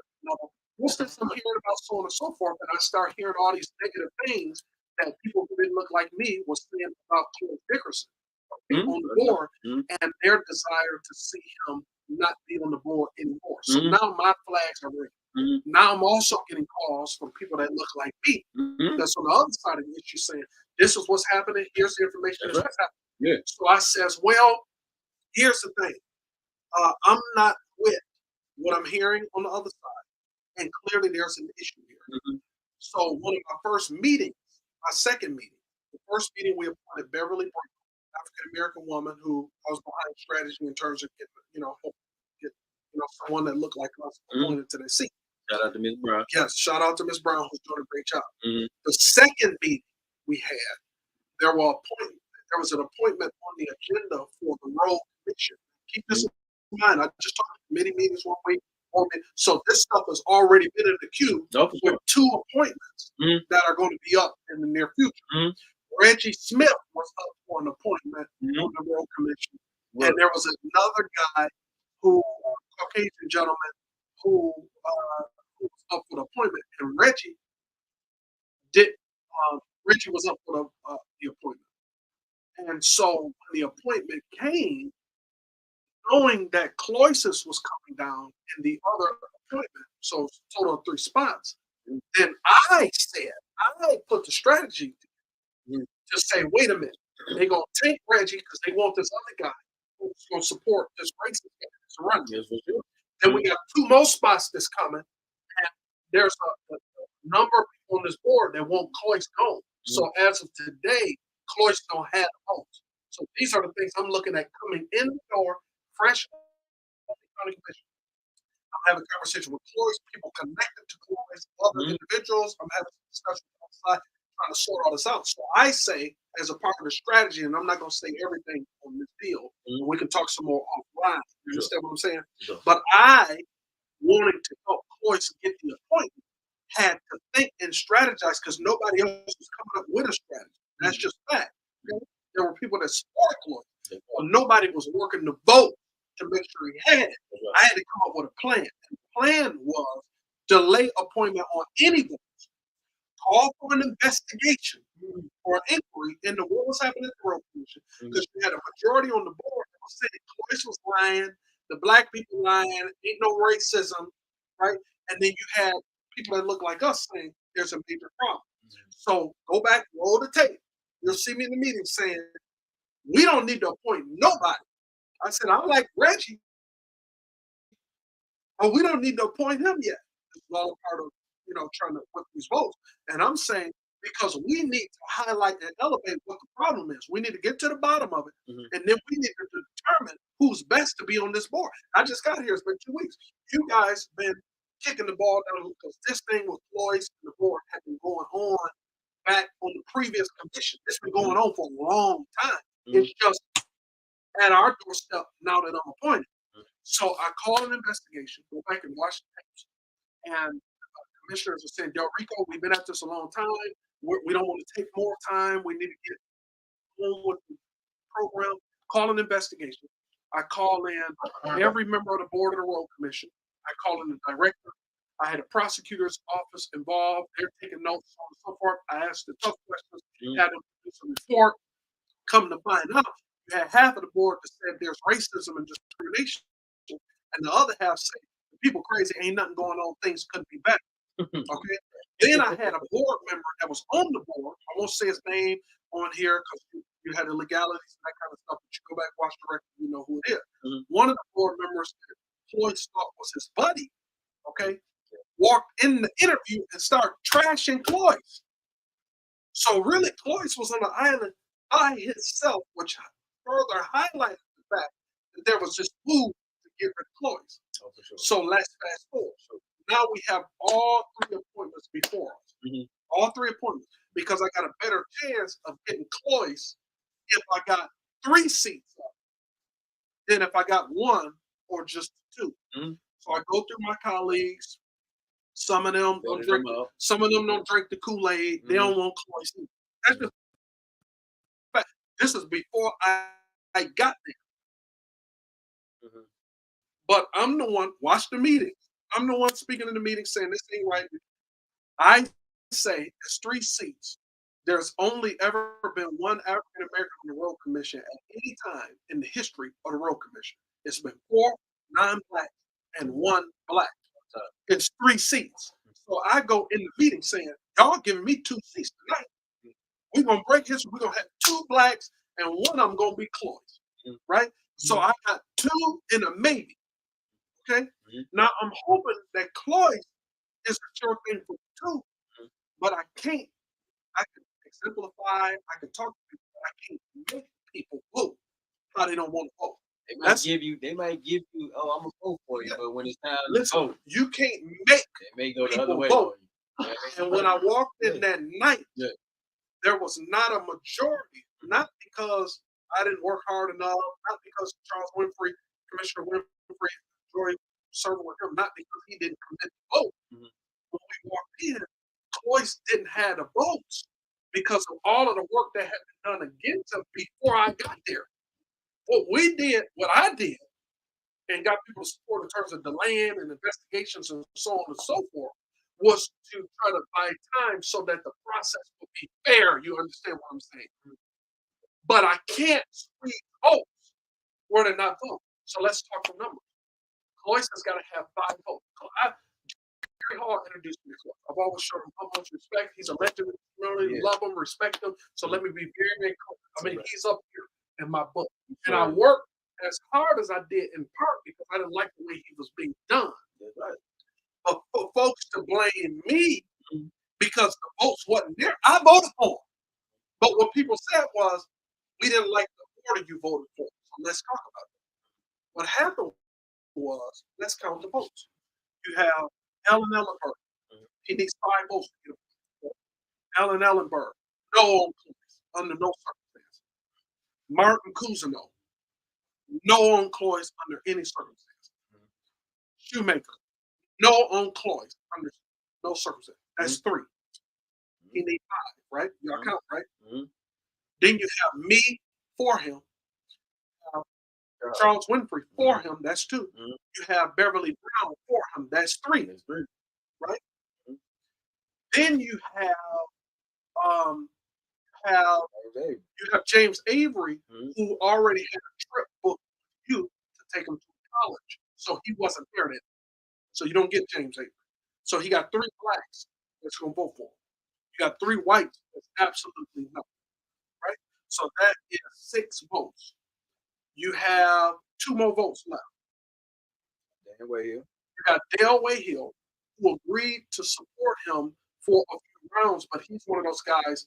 He's a realist in the sense that if the votes are not there, we're not going to just keep voting round and round and round and round. That's part of the difference between culture at the town and culture over at the city right now. It's like, okay, where are the votes? Let's take this action, this movement. He voted for a couple rounds.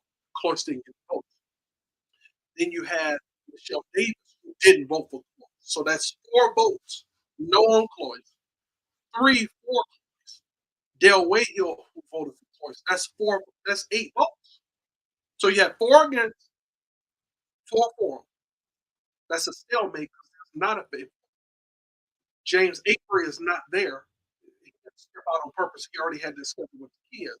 We waited for James to come back. No, because the votes wouldn't have been there to push it back because there was people on this side that wanted it done because they felt like I'd already delayed it long enough with investigations, delays, blah, blah, just to try to get the vote. So now we're at the night of the vote. The first round we vote, and I say, I'm getting 2 seats out of this. I'm getting 2. Because the other thing is, you got to be able to think, you got to be able to walk and chew gum at the same time. You can't just chew gum and you ain't walking. You can't just walk or you ain't chewing gum. I'm saying I got 2 missions tonight. We're going to get 2 black seats. One I'm going to be Cloyce, and hopefully one of them is Reggie. Okay? And so when we vote a couple rounds, and then I lose Dale, so now he's got 3 votes. That's it. He done. But the first round, I already knew the votes. You got to know where the votes are. I already knew the votes was going to come down like that because I knew where the support was and where it was. So I said, I had a colleague on the other side, I won't say the name, that says, if you make this a fight tonight with Cloyce, we ain't voting for Rich. People get dirty, you understand? Because they thought I was going to vote for Cloyce in the first round, that was the first vote, instead of taking them in the second round. I didn't do that. So since y'all going to jeopardize Cloyce, you don't want Cloyce, and y'all not going to give me the second black seat, I know how to do this. I'm going to keep my mouth shut, walk in the room, and vote for the other black seat first, because I know all y'all going to vote for him. Now he's done. Let's talk about Cloyce. Now, there are people that disagree because they say, well, you should have voted. You could have brought Cloyce up first. But bringing Cloyce up first wouldn't have changed the math because he already had 4 that said absolutely not. And you had 3 blacks, and you had Dale Wayhill that was only going to vote for him for so many weeks because he knew, too, that the votes wasn't there. So when people say, well, y'all walk in and y'all know where the votes are, I always know where the votes are before I walk in the room because I'm checking where the votes are before I get in. You understand what I'm saying? But sometimes you can walk in and put that pressure on people and then people shift. But this thing with people on the board not wanting Cloyce, that went on way before I got there when Dominique Clemens was still. And even before he was on there, Cloyce was on that board for either 11 or 14 years. People that didn't look like us been wanting him off for a long time. So no, I wasn't able to roll back years of opposition of Cloyd Dickerson in 2 or 3 months. I wasn't able to do it. I feel bad about it. I think it's wrong. But to suggest just because we didn't vote for him the first round instead of the second round, somehow that cost them the appointment. That's people that don't know how to count votes and are not being honest about the dynamics we face. Delrico, go watch the meetings, check the records. Delrico fought for Cloyd. We had a conversation with him. Yes. So, yes. And his perspective, and because he's a man, you know, I won't go deep into everything that he shared because I still respect him and honor him. Sure. What I was clear on is that he was convinced that if he had been voted on in the first round, that he could have got there.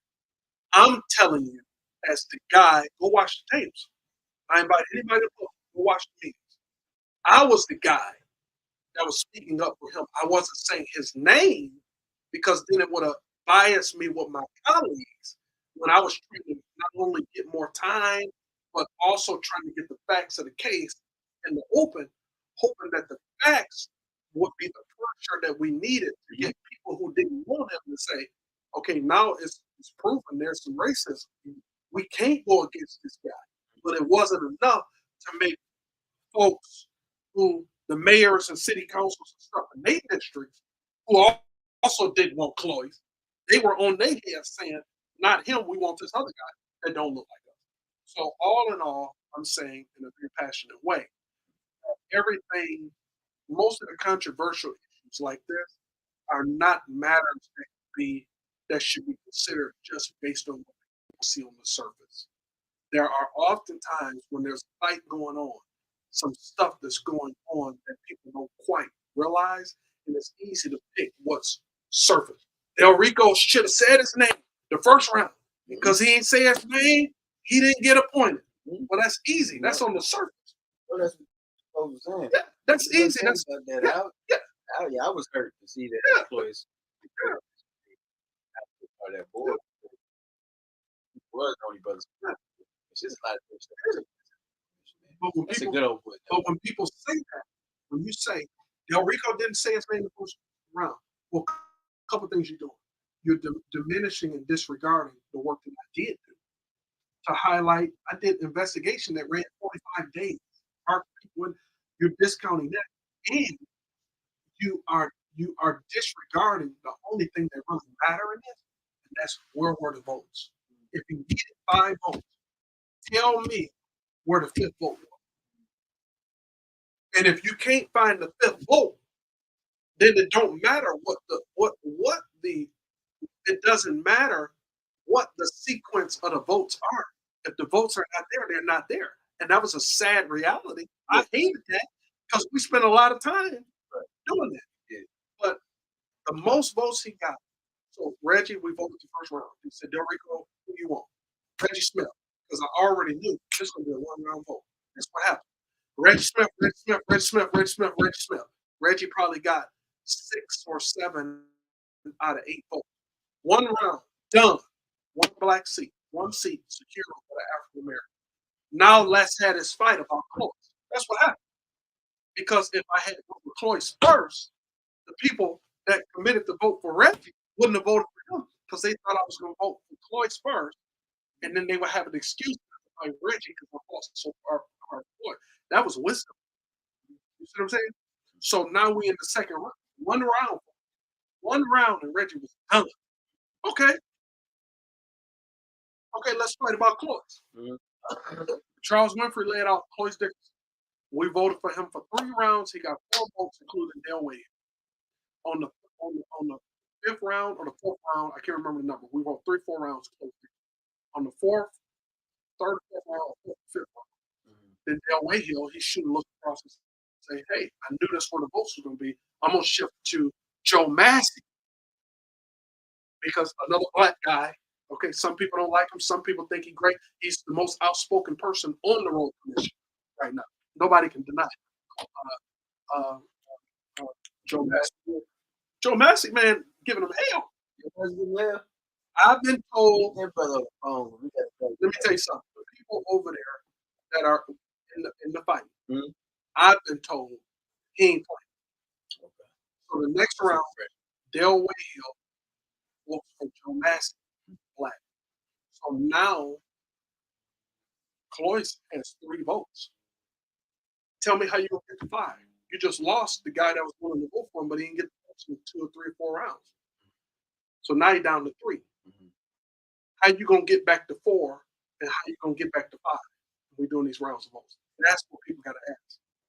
And then the other 4 Caucasian board members, they started one by one voting for Joe Massey. Now, let's be clear. They start voting for Joe because they're like, okay, we'll give you a black person, but it ain't Cloyce. And me and Charles Winfrey and Beverly Brown kept voting for Cloyce. Mm-hmm. When I switched and voted for Joe, Joe had 4 votes. Cloyce just had the 3. And the next round, I saw how this movie was playing out. The 5th Caucasian was going to jump and vote for. So you got to watch the board and you got to know how to count. The 5th person was going to then vote for Joe Massey. And guess what would have happened? They would have gave that brother that seat. And knowing Cloyce didn't have the vote, do the numbers. Don't worry about the voting. Count the votes. Then I said, I'm not going to let them get that seat to him. Joe, we going to be his 5th vote. You understand what I'm saying? So there are people that felt like, well, you should just kept voting for Cloyce. Yeah, it will be your perspective. You sitting out there. No disrespect. But I'm sitting up here in the midst of the votes taking the votes. I'm not going to keep voting for him. And he don't, not only could he not get 5 because of the history, he had 4 and now he's down to 3. And this other brother got 4 votes. So the issue was, if I had kept voting for Cloyce, like Winfrey did, no shade or nothing like that, then we would have came out and nobody would have said nothing about that. You want to know why? Because they would have said he voted for Cloyce every round. Well, now I'm making it about a person. And that's where conflict comes for me, because it's not about a person. It's about what's the bigger picture here. And we tried to get him. I can't get him. I proved it. I fought an investigation. All the things I just said. He had 4 votes. He got 3. He couldn't get to 5. Now this other brother got 4 votes. So you tell me what I was supposed to do. Keep voting for Cloyce and then let them appoint the other brother? Yeah, that's what I was facing. Like Robert said, it was at the time you should have. I can't. Hey, y'all, good night. It's been real. It's been real. It's been real. It's been real. Those who died right on the table. It's great. Listen, man, it's been real. I've enjoyed it. I love it. I love it. Dialogue. Man, no, I enjoyed the conversation. I hope you shed a light on, county, 8 counties, and then of course, we do got the holiday drive. You want to support the holiday drive, right?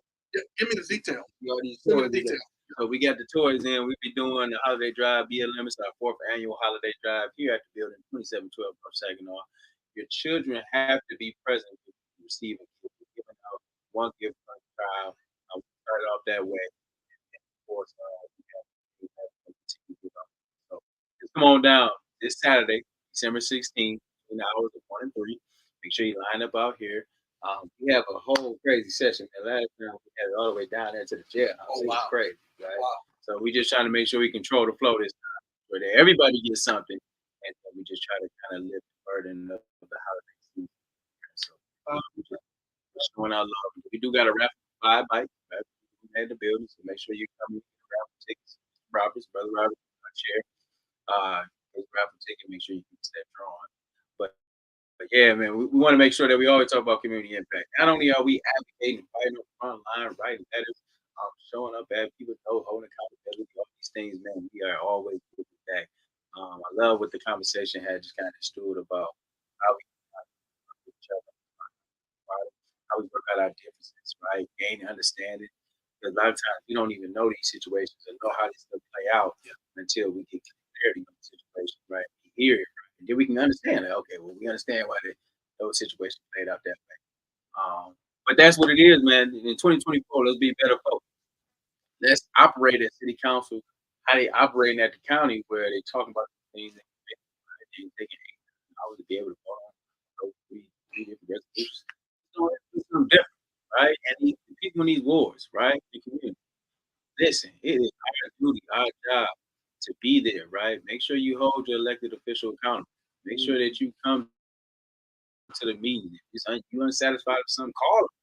You got to work. They gonna answer the phone. They supposed to hear you, right? That's what you hear. So make sure that we do our part too, and let's not put it all up on them to get up there and war it out. They call on us, right, to be in the meeting or to raise awareness to a situation, right? Or just be there and be present. Make sure that we do that as people. At the end of the day, it's gonna take all of it. Everybody in this community is gonna take all of it. The elders to the young people. I know as young people don't want to be engaged in politics, and it's your life. You want to be understanding. You want to know these roles and responsibilities. That was kind of laid up to today. So, man, we just appreciate everybody tuning in. Be sure to like, share, subscribe to Fli-City Blackout. Be sure to come on out to Black Lives Matter Holiday Drive. Be sure to support Black Lives Matter. Like, this is what we're talking about. We're talking about getting folks on board. We're talking about working in the community that's really black. We're talking about this, right? You need to stand up for it. Don't be bamboozled by all the rhetoric. Everybody can be saying about nonsense where they're coming from, what they're doing, and the impact being made.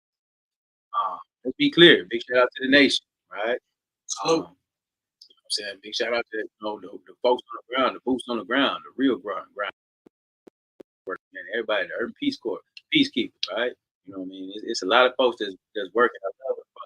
Like, man, so fragmented. Everybody's working in their own sectors, doing their thing. But at the end of the day, when we organize, we come together, right? We got all these different groups. We talk about WACPA, WACCA, CB. I'm thinking all these names. NAACP, Nation, Black Lives. We got the new Black Panthers here in the city. You know, you got all these different fragments. Black Democratic Caucus, right? You got all these different groups, man. Let's learn how we can benefit from each other. I know we got different missions, but let's learn that when we organize and we work as our residents in the community, we can do some powerful things. And I saw it. I saw it work. I saw it work. Right? And I'm energized by it. At one point, we were just all together. That was a beautiful thing. And so I'm just itching to get back to it. So let's keep that awareness. Man, I appreciate y'all brothers coming in and having this solid conversation, man. Appreciate it. And I learned a lot too, man. The story is very powerful, bro. And I love to hear that, right? It's motivating, right? And so we want to continue to keep up and different people that's coming up, making a way. Each other, not that's what you do. Those that are online, community takes all of us. Come on now. Yeah. Come on. We all we got. So we're going to lock this thing on now, man. We like to do a blackout. Man. That's a Wakanda forever. We on out of here, man. Y'all stay blessed. See y'all. Salute. We'll see y'all Saturday. Yeah, that was good. Yeah.